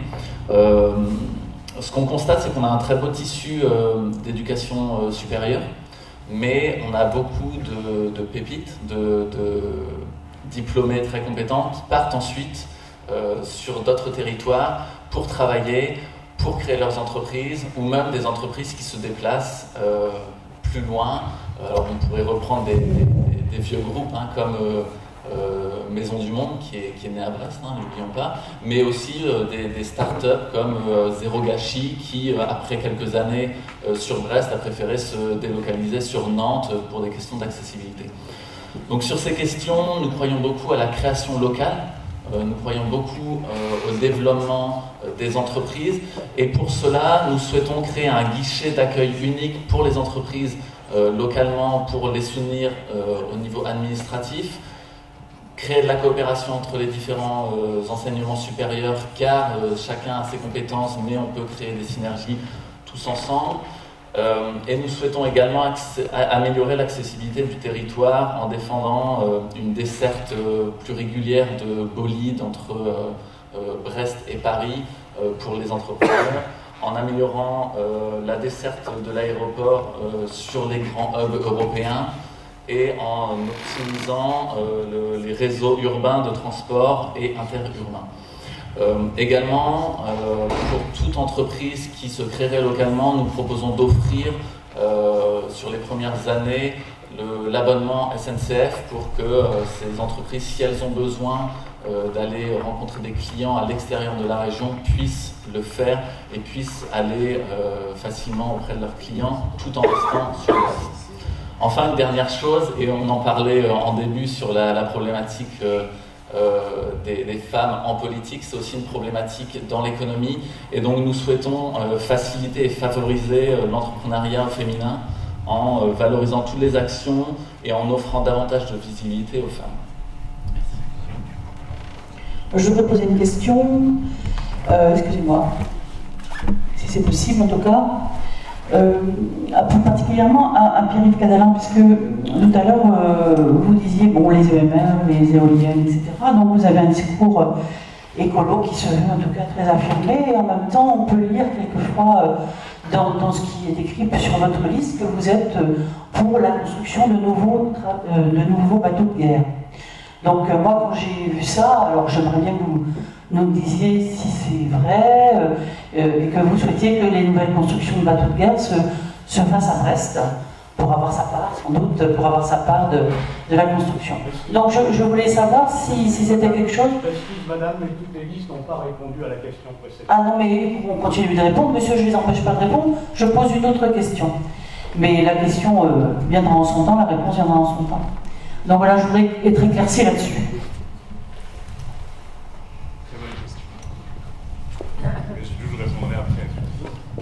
Oui. Allez-y, continuez, et puis je répondrai après. D'accord. Sur la question du développement économique, je crois que ce qu'il faut souligner d'abord, c'est qu'on est dans un territoire, probablement d'ailleurs lié à son éloignement des centres de décision, on est dans un territoire qui est hyper dynamique. Et probablement que, plutôt que de parler de grands plans et de grandes valeurs, la première chose qu'il faut regarder avec satisfaction, c'est qu'ici à Brest, peut-être mieux que partout ailleurs, les gens se parlent, les gens discutent, on arrive à mettre autour de la table les chambres patronales, les institutions de la République, le monde associatif, et derrière tout ça, ça construit, ça balaye, et ça permet de lancer de grandes propositions. Je vais vous prendre un exemple. Quand on a fait face aux restructurations de défense, parce que faut rien oublier, comme 96, c'était l'hécatombe. Chirac vient là et dit merci, mais on va nettoyer. On revisite la manière dont les compétences de Brest vont être examinées. On le voit aujourd'hui d'ailleurs. Hein. Brest est plutôt tourné vers les sous-marins nucléaires et tout ce qui tourne autour. À l'époque, on construisait des navires, des grands navires, et puis on faisait de la réparation de bateaux de surface. Et donc on faisait ce travail-là. Quand cette bande-annonce est arrivée, ça a été terrifiant. Des milliers d'emplois menacés d'un coup, dans un endroit, même les commerçants, enfin tout le monde s'est un peu énervé en disant mais qu'est-ce qui nous arrive? À ce moment-là, quand même, très rapidement, s'est trouvé dans le rapport de force nécessaire à construire, mais s'est retrouvé tout de suite toute une série de gens qui se sont mis à bosser sur ces questions, pensant différemment, avec des regards divers et variés sur la façon dont il fallait faire, mais au bout du bout, on s'en est sorti à Brest par le haut. Puisque aujourd'hui, il y a plus d'emplois à Brest, ou dans sa métropole, ou dans le pays de Brest, qu'il y en avait avant les restructurations de défense. Ça veut dire que cette question de la transition de l'emploi, elle s'est effectuée, elle se réalise, elle se fait au quotidien et tous les jours. Parce que, ici, moi je le vois, hein, il m'arrive d'aller dans d'autres régions et d'observer que le type de la région, il ne parle pas du tout au maire de la ville, que dans d'autres coins, c'est les employeurs qui refusent de discuter avec le maire, etc. À Brest, on a cette chance d'avoir ces réseaux qui fonctionnent et qui travaillent. Et c'est extrêmement utile. Pour le reste, moi je partage que dire au non. Ce qui est en train de bouger, c'est que nos futurs investissements, ils doivent aller, bien entendu, autour de la transition. Bien évidemment qu'on ne peut pas léger les choses dans l'État, et que la ville de Brest et la métropole sont très très engagées sur ces questions. Vous le voyez peut-être pas, mais quand on refait les réseaux aujourd'hui, regardez le nombre de routes bloquées, les réseaux qui sont refaits, les réinvestir sur la flotte, on a refait tous les réseaux, on a reconstruit un deuxième réseau pour sécuriser l'arrivée d'eau sur Brest, parce qu'on s'est aperçu qu'on n'avait qu'un seul réseau, c'est-à-dire que si demain ce réseau ne fonctionnait plus, eh bien, il n'y avait plus d'eau sur Brest, on avait juste un stockage de quelques jours, de 8 ou 10 jours. Il a fallu retravailler, mettre des millions d'euros pour qu'un deuxième réseau apparaisse. On a refait tout ce qui peut être les lieux où il y avait du plomb pour les... Enfin, on a rendu, on a refait tout ça, y compris d'ailleurs refait ce qui permettait de ramener l'eau dans des conditions qui soient acceptables en direction de l'océan. Tout ça se fait. Les réseaux de chaleur, c'est un travail qui a été accompli. Aujourd'hui, il continue de se développer, c'est-à-dire de moins en moins, et de plus en plus, on utilise les vertus de consommer nos ordures ménagères pour les transformer en. Et ça, c'est quand même extrêmement... Enfin, tout ça, ça se fait, ça se construit, et on est plutôt fiers les uns et les autres de faire tout ça. Ensuite, qu'est-ce qui s'est passé? Il y a, pour nous, une des raisons majeures, c'est l'habitat social. Brest est au-delà des 20%, d'autres villes ne le sont pas, mais nous, largement, on a nos BMH qui travaillent cette question de l'habitat social. Là aussi, près de 60 millions ont été réinvestis. Vous êtes comme moi, vous faites aujourd'hui du porte-à-porte, vous distribuez des tracts, vous allez voir les habitants en direction plus que habituellement, c'est normal, c'est la campagne électorale repérée. la qualité de nos bâtiments, bâtiments propres, des ascenseurs qui fonctionnent, il n'y a pas de carreaux cassés, tout ça, ça fait partie des objectifs qu'on s'est fixés. Et l'isolation, vous allez regarder, l'isolation des extérieurs qui sont réalisés. Non, mais va à Marseille, va ailleurs. Tu tournes la tête là. Va voir. On est aujourd'hui, je te le dis, mais vous pouvez le contrôler. On est sur la question du logement social parmi les meilleurs de France. Parmi les meilleurs, je le dis parce que ça fait partie du travail qu'on accomplit, et on le fait pas, on l'a fait tous ensemble avec tous ceux qui étaient sur cette liste-là. Et donc toute l'idée, la première idée c'est celle-là, la deuxième idée sur le polder, attendez, on a là bien l'intention, effectivement, de développer de l'éolienne et de transformer de l'emploi. Enfin, il y a tout ce qui vient en termes d'Ifremer, qui s'installe sur Brest. Enfin, on a des choses qui se font, et je crois qu'aujourd'hui, l'emploi ici, y compris quand vous regardez le nombre de chômeurs, se développe mieux qu'en Bretagne. Donc on n'a pas à rougir de ce qu'on a réalisé. Il faut toujours faire mieux, il faut toujours faire plus, mais sachons aussi regarder avec mesure ce qu'on réalise. Non, mais je parlais pas de tissu industriel, tissu constructeur et non pas tissu perçu. Alors pour répondre à la question, en fait, je vais juste faire une petite remarque, et j'ai mes autres candidats de la liste qui a envie de répondre à cette question. La remarque, c'est juste dans une démarche finalement de paix, le terme économique, redynamiser une région, il ne faut pas oublier que ça ne doit pas se faire au détriment finalement, si on parle en termes de Brest, ça ne doit pas être au détriment des autres communes de la métropole, ou finalement des autres communes dans les secteurs qu'on vise. Et du coup, j'ai demandé à Vincent qui voulait répondre à cette question de venir. Ah, c'est plus simple. Hein.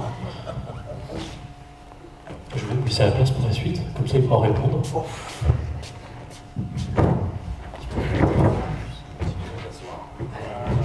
Merci. Oui, en fait, on parlait de développement économique. Alors, moi, la question, en fait, serait plus, faut-il encore un développement économique? Alors, ça, c'est une question, parce que on est dans le toujours plus depuis très longtemps. Là, je donne mon avis personnel, évidemment. Mais à la place du plus, peut-être que ce serait du mieux qu'il nous faudrait. Donc ça a moins de quantité, plus de qualité. Et pour répondre sur le polder, parce que c'est vrai que le polder a été prolongé, il y a eu des investissements massifs qui ont été faits, notamment pour préparer les EMR. Alors, moi j'ai rien contre les EMR, je trouve au contraire que c'est une très bonne idée, que ça va se développer. Sauf que le polder, en fait, il sera sous l'eau dans moins de 30 ans.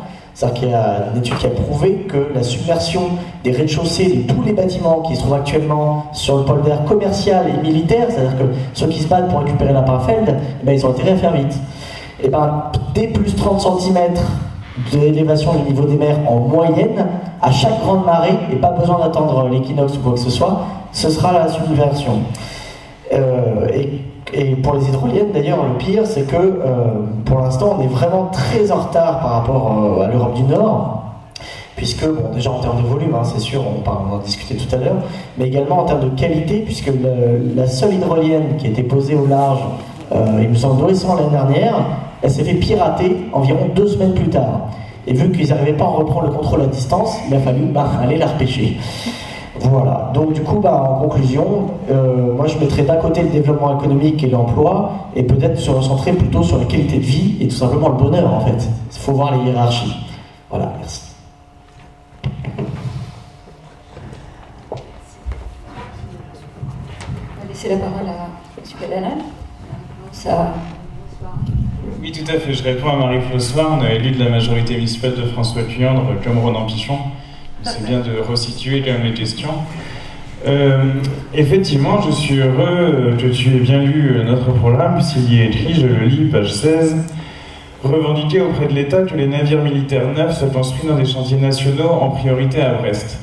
Et tout à fait, ça rejoint ce que je disais dans mon propos introductif. Il faut une souveraineté sur notre appareil militaire.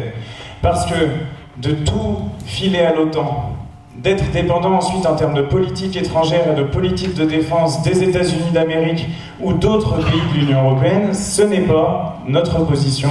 C'est quelque chose qui nous met en porte-à-faux. La République, si vous voulez, française, doit être et doit avoir les moyens d'être indépendante au niveau international. De ce fait, elle doit garder une capacité souveraine de construction militaire. Ça, c'est quelque chose d'absolument clair dans notre conception de l'affaire, et évidemment, dès lors qu'on les produit en France, c'est le rôle des élus de Brest de dire qu'il est possible de le faire, et il y a de la place pour tout le monde. Il y a de la place pour tout le monde. Moi, j'en ai discuté avec les syndicats de l'Arsenal, les syndicats de la civile, de réparation, et les gens qui sont engagés sur la transition énergétique. Je veux dire, il y a les formes de radeau, c'est suffisant, etc. Donc, il n'y a pas de problème. On peut faire et mener de concert ces activités-là. Donc je remercie Marie-Claude Storm d'avoir permis de compléter notre propos, et je vous invite tous à lire quand même notre programme qui est vraiment intéressant pour changer Brest cette année.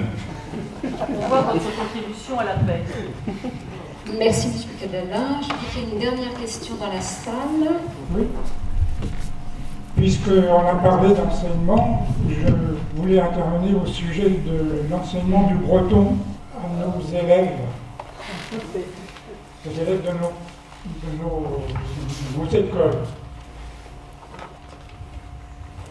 Je suis breton, j'ai parlé surtout le breton, puisque je suis né dans un milieu qui parlait breton. Mais je considère que j'ai été handicapé ultérieurement quand j'ai fait notamment des études supérieures, et notamment en anglais. Et je considère qu'il y a un excès d'enseignement du breton actuellement dans notre ville. Il y a au Relais-Quéruon, ils ont 6 classes de breton. Autant qu'à Brest, pour une population qui est peut-être 10 fois plus faible. Ça me paraît excessif. Je voulais attirer votre attention là-dessus. Je considère que c'est un handicap pour nos enfants. Je suis un des rares dans cette assemblée, sans doute, pour pouvoir parler breton. Oui, très bien alors. En revanche, je ne suis pas pour la mort de la langue bretonne. Je considère, non mais laissez-moi finir, je considère que ce n'est pas aux enfants qu'il faut l'apprendre, c'est aux adultes, ceux qui n'ont pas besoin d'une autre langue. Et notamment le commerce, par exemple, enfin des gens qui sont en contact avec des gens de l'extérieur et qui ont besoin de pouvoir parler breton. Ça d'accord, mais pas aux enfants. Alors, moi, je me permets un petit peu.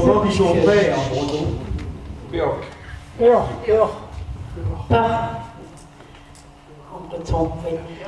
Je pense que s'il y a autant d'élèves bretonnants à Relais-Quéruon, c'est tout simplement parce qu'il y a un collège breton, c'est le seul en Bretagne, je crois bien, avec le lycée breton à Carhaix. Bon, donc ça explique peut-être qu'il y ait plus d'élèves là-bas que sur toute la ville de Brest.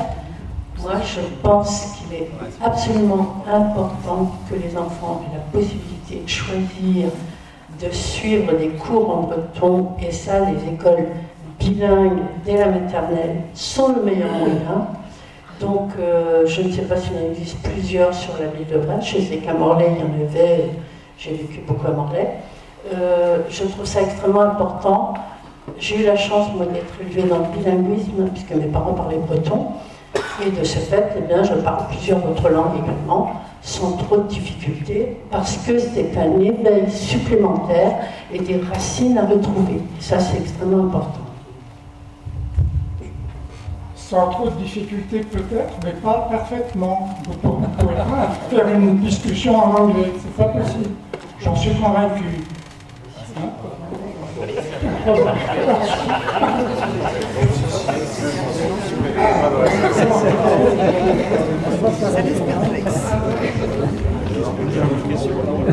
Alors, une dernière question. Toute dernière. Boulen d'hiver, bah. Non, juste une parenthèse tout à l'heure avec quelqu'un qui se félicitait qu'on soit en paix. Il ne faut pas oublier quand même que les actions que mène Paris, notamment en Afrique, la France-Afrique, dans le plus pur colonialisme, René Vautier se retournerait dans sa tombe, lui qui en 1950 a tourné là-bas avec 50, avec le franc CFA, les militaires qui sont là-bas effectivement pour protéger l'extraction d'uranium, d'arnite, d'aller faire un tour au Niger, regarder le film La colère dans le vent. Voilà, je referme cette parenthèse. Alors ensuite, sur le dernier débat de l'Université européenne pour la paix, je n'ai pas tout à fait bien compris la question. Enfin, je n'aurais pas posé la question comme ça, c'était, si je me rappelle, quel avenir pour Brest après les militaires, après le nucléaire, après les dons. Je pense que j'aurais posé la question de manière un peu plus coercitive, c'est-à-dire pour les faire partir, peut-être vers le niveau européen. Et donc, on parle beaucoup du polaire, des énergies marines renouvelables, indépendamment de ce qui se passe sur le polaire lui-même. Le pari est très risqué parce qu'il n'y a pas des racines industrielles comme il peut y avoir par exemple à Saint-Nazaire ou comme les Allemands, Siemens, Alstom. Bon, il n'y a pas cette et en plus, le Naval Group a jeté l'éponge sur l'hydrogène. Moi, je voudrais juste proposer un projet. Plutôt que de regarder, même si ça peut se faire partiellement, la partie fabrication, conception, développement, fabrication, donc surtout fabrication pour Brest d'équipements pour les énergies marines, éoliennes, hydroliennes, il y a un autre rôle que peut jouer Brest avec force, c'est le côté opérateur. Opérateur en termes d'énergie, de centrale d'énergie. Je vais faire juste un parallèle pour bien expliquer à l'Assemblée la différence qu'il y a entre industriel et opérateur. Orange est un opérateur téléphonique, mais ses équipements, c'est pas lui qui les fabrique. Il exprime un besoin, une spécification, c'est Nokia, Alcatel autrefois, qui fabrique ces équipements d'autres.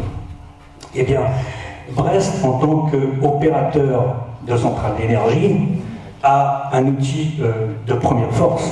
Si j'avais été entendu par les gens qui sont présents là au précédent débat, c'est la rade. La rade est donc le lieu stratégique de la rade pour produire de l'énergie, c'est le Goulet. J'ai des souvenirs de jeunesse où un navire, un voilier bien toilé, qui rentrait dans la rade, il avançait avec le vent, mais il reculait avec le jusant. Donc, ce que je voudrais dire, c'est ce que Brest aurait pu faire depuis déjà plusieurs décennies sans la présence des militaires, et notamment du nucléaire qui verrouille énormément de choses. Pourquoi Gourvenac est allé lancer la Bretagne, Angleterre, Irlande à l'époque, aujourd'hui Brittany Ferries au port de Glasgow à Roscoe? Parce qu'il avait été poulé d'ici de Brest. Donc poser des hydroliennes, ça permet de produire de l'énergie électrique. Alors là, je vais faire court techniquement. Vous produisez de l'énergie électrique, vous raccordez ça au réseau. Et quand vous avez de la marée qui vous permet d'avoir de l'énergie dès que les gens dorment, à 2-3 heures du matin, là, vous fabriquez de l'hydrogène. Les machines à fabriquer de l'hydrogène, on les met à l'île Longue. Là, il y a plein de souterrains. Et là, vous pouvez alimenter une plateforme de mobilité, des camions, des voitures. Et puis, avec une pile, de nouveau, alimenter le réseau en tant que de besoin. Et pour d'autres questions plus techniques, on pourrait ouvrir le débat, mais c'est sur le point-là que je voulais attirer l'attention, c'est Brest sans les militaires, ou avec plus de respiration, où on pourrait avoir fait déjà depuis longtemps des choses importantes au niveau énergie. Merci. Est-ce que vous pouvez répondre intervenir sur ce sujet ?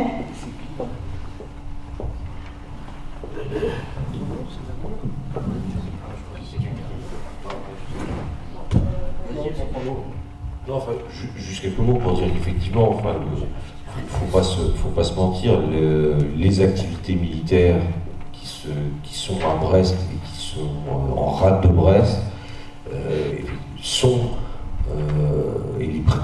prioritaires vis-à-vis de l'État. Et donc, dès lors qu'il y a conflit d'usage entre les besoins militaires et les besoins civils, il est évident que les besoins civils cèdent aux besoins militaires, puisque c'est l'État qui rappelle sa souveraineté, comme le disait mon voisin, et qui vient rappeler que l'armée étant un instrument de souveraineté, l'État dit que c'est sa prérogative et que par conséquent, il n'est pas question que quelque activité que ce soit vienne entraver l'activité militaire. Donc c'est lié à la nature militaire du port de Brest et des installations qui se retrouvent de l'autre côté de la rade. Donc il y a un vrai conflit. Et il y a, on sait très bien, l'activité militaire à Brest est un frein au développement d'activités autres que militaires. Ça, c'est le nier ou faire semblant de l'ignorer, c'est se voiler la face. Ça, on est parfaitement d'accord. Après, voilà, moi j'ai pas de baguette magique qui me permette de dire demain l'armée ne sera plus là. Donc, mais il faut effectivement avoir conscience et garder à l'esprit que on ne peut pas, en cas de conflit d'usage avec la marine, avec l'armée, eh bien, ma foi, c'est l'armée qui gagne, puisque l'État est derrière elle. Oui, le niveau d'activité militaire a diminué sur le port de Brest, sur la rade de Brest depuis ces dernières années, donc c'est quelque chose qui aussi rend possible le développement des activités civiles. Après, il est bien entendu que l'État, effectivement, est souverain sur son territoire, encore heureux, sinon la République, ça n'aurait absolument aucun sens. Donc, l'idée, c'est tout de même il y a un effort immense à produire au niveau national pour parvenir au 100% d'énergie renouvelable. Et là-dedans, Brest a toute sa place. Donc d'ailleurs, j'étais tout à fait... c'est intéressant ce que tu disais sur les hydroliennes, etc.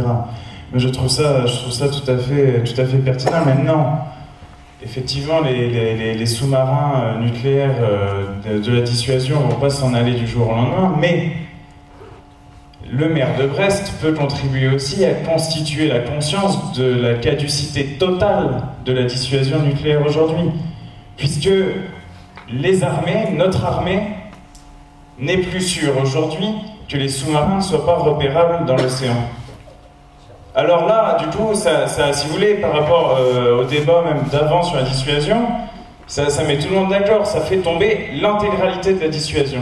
Si les sous-marins sont repérables, ils sont attaquables, et dès lors qu'ils sont attaquables, ils ne sont plus une garantie de la dissuasion. Donc à ce moment-là, je veux dire, le maire de Brest, il a aussi tout son rôle à jouer dans le débat national qu'il va falloir lancer sur la dissuasion nucléaire, son abandon et le fait de repenser une politique de défense française. Merci.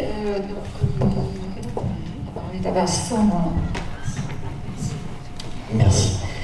Moi, je vais revenir un petit peu en arrière, du coup, parce qu'il y avait une question qui était étonnante, que je trouve, sur les Bretons. Alors, en fait, je dirais que s'il y a beaucoup de classes bretonnantes, voire d'écoles bilingues, aujourd'hui, en breton, c'est surtout parce que, en fait, les Bretonnants, par ici, savent faire du lobbying. Ils le font très bien. Et moi, je trouve que c'est une bonne chose, en fait, le lobbying citoyen, parce que c'est des gens qui ont un combat et qui veulent se défendre pour ça. Ah, je ne vais pas terminer. Bref, on a reçu, nous, en tant que candidats, beaucoup de sollicitations de la part des associations bretonnes. Elles représentent une part qui est non négligeable, sauf que nous, on pourrait dire effectivement, pourquoi il n'y a pas d'école, par exemple, bilingue en anglais ? Ouais, voilà, il faut se défendre. Allez-y, si quelqu'un veut lancer le projet, sinon on est élu, vous balancez une pétition, elle fait 1000 signatures, c'est bien parti, quoi. L'université est en train de devenir de plus en plus une école bilingue. Oui, mais là on parle d'une école bilingue pour des jeunes, en maternelle ou en primaire, ça peut être une idée. Après, nous, on va pas aller défendre ça parce qu'on n'a pas de programme, autre que le modèle de gouvernance, mais c'est l'idée, voilà. Donc, ensuite, on va recentrer quand même. Donc du coup, il y a un truc qui n'a pas été dit et qui me semble important quand même, c'est que depuis le Brexit, eh bien la France est la dernière puissance nucléaire de l'Union européenne. Et ça, c'est un élément qu'il faut prendre en compte parce que,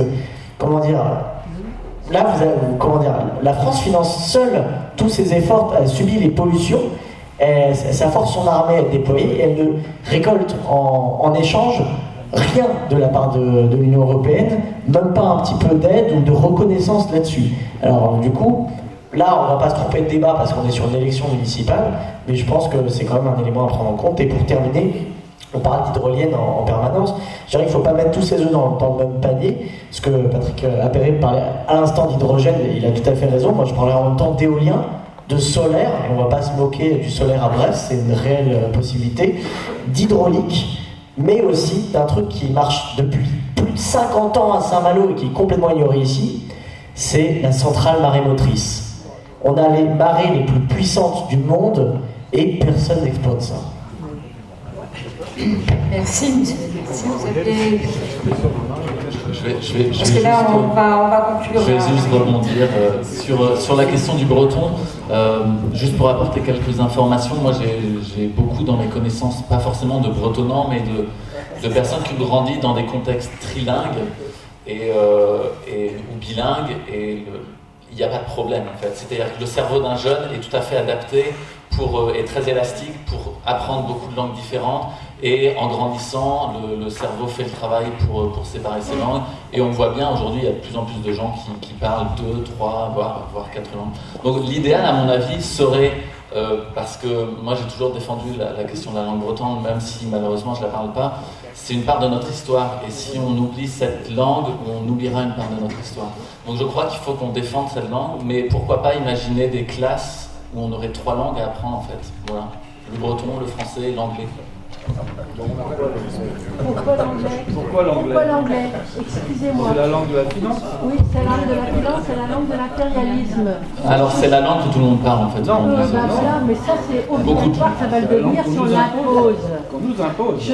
Je pense qu'on l'impose. Et je suis une ex-prof d'anglais. Hein.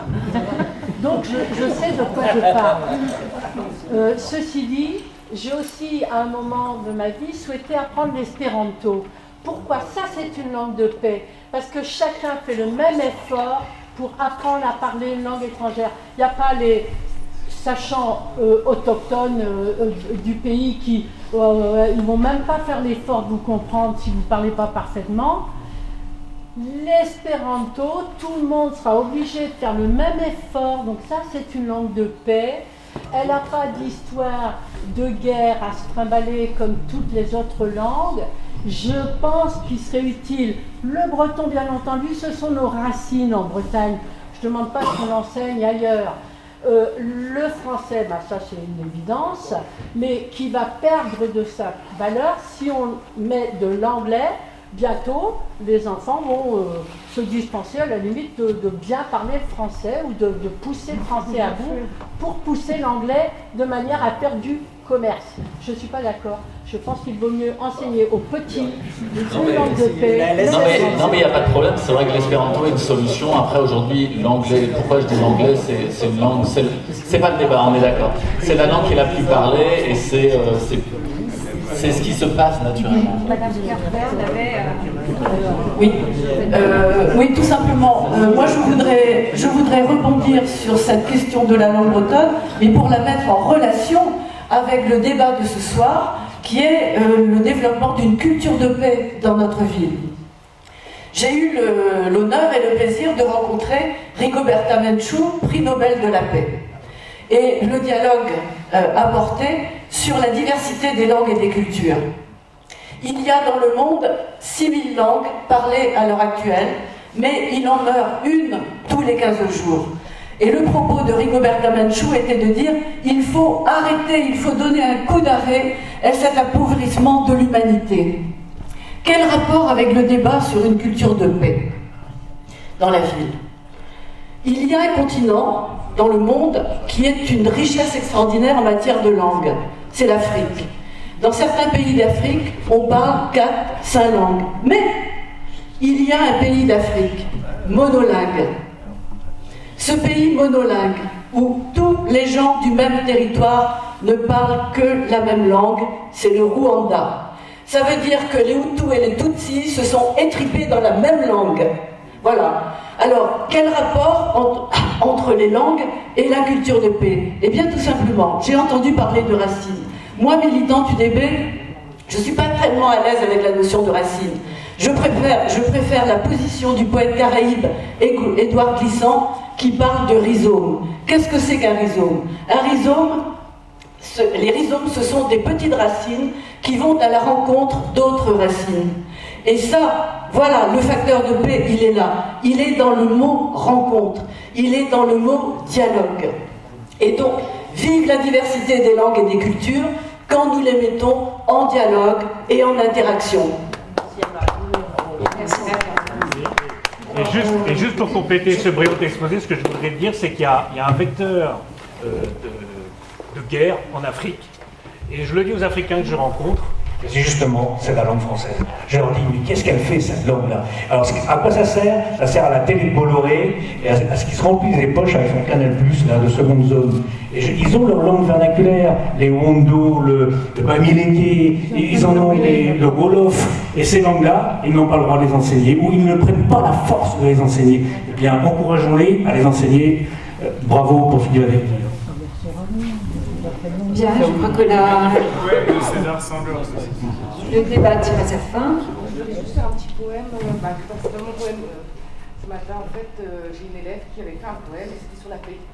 Bon, ça sera une belle conclusion. Petite élève de 6e à la Croix-Rouge. La paix sur terre, c'est ta prière. Moins de violence, d'indifférence, plus de je t'aime et moins de haine. La paix est un bonheur qui a dans la chaleur. La paix est à l'intérieur, ne pas la chercher à l'extérieur. C'est le bonheur. Cultivons la paix et la non-violence. La paix, c'est de partager le bonheur, la joie. C'est une petite fille qui s'appelle Manel.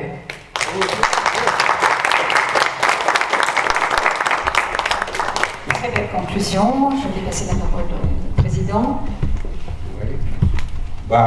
Après ce beau poème, il n'y a pas besoin de s'étendre très longtemps. Oh non, pas du tout. Oh, qu'est-ce que tu veux? Moi, je voudrais remercier tout le monde et je pense que la soirée qu'on a passée ensemble, c'est une belle soirée de paix. Parce qu'on s'est écouté sans confrontation, il y a eu quelques petits coups de vacherie comme ça, mais enrobés, ça s'est, je crois, très très bien passé. Et j'aimerais bien que ça soit toujours comme ça que les choses se passent. C'est vraiment comme ça qu'on avance vers la paix. Je voudrais remercier les intervenants qui ont accepté de venir débattre avec nous de cette question. Je suis très content que dans ce débat, la question du nucléaire à Brest ait été évoquée longuement. Parce que c'est quelque chose, je ne sais pas, ça fait partie de notre inconscient, on ne veut pas en parler. Dans les programmes des divers candidats, je ne crois pas qu'il y ait une seule fois le mot nucléaire. Pour dire. Or, c'est une réalité essentielle ici à Brest.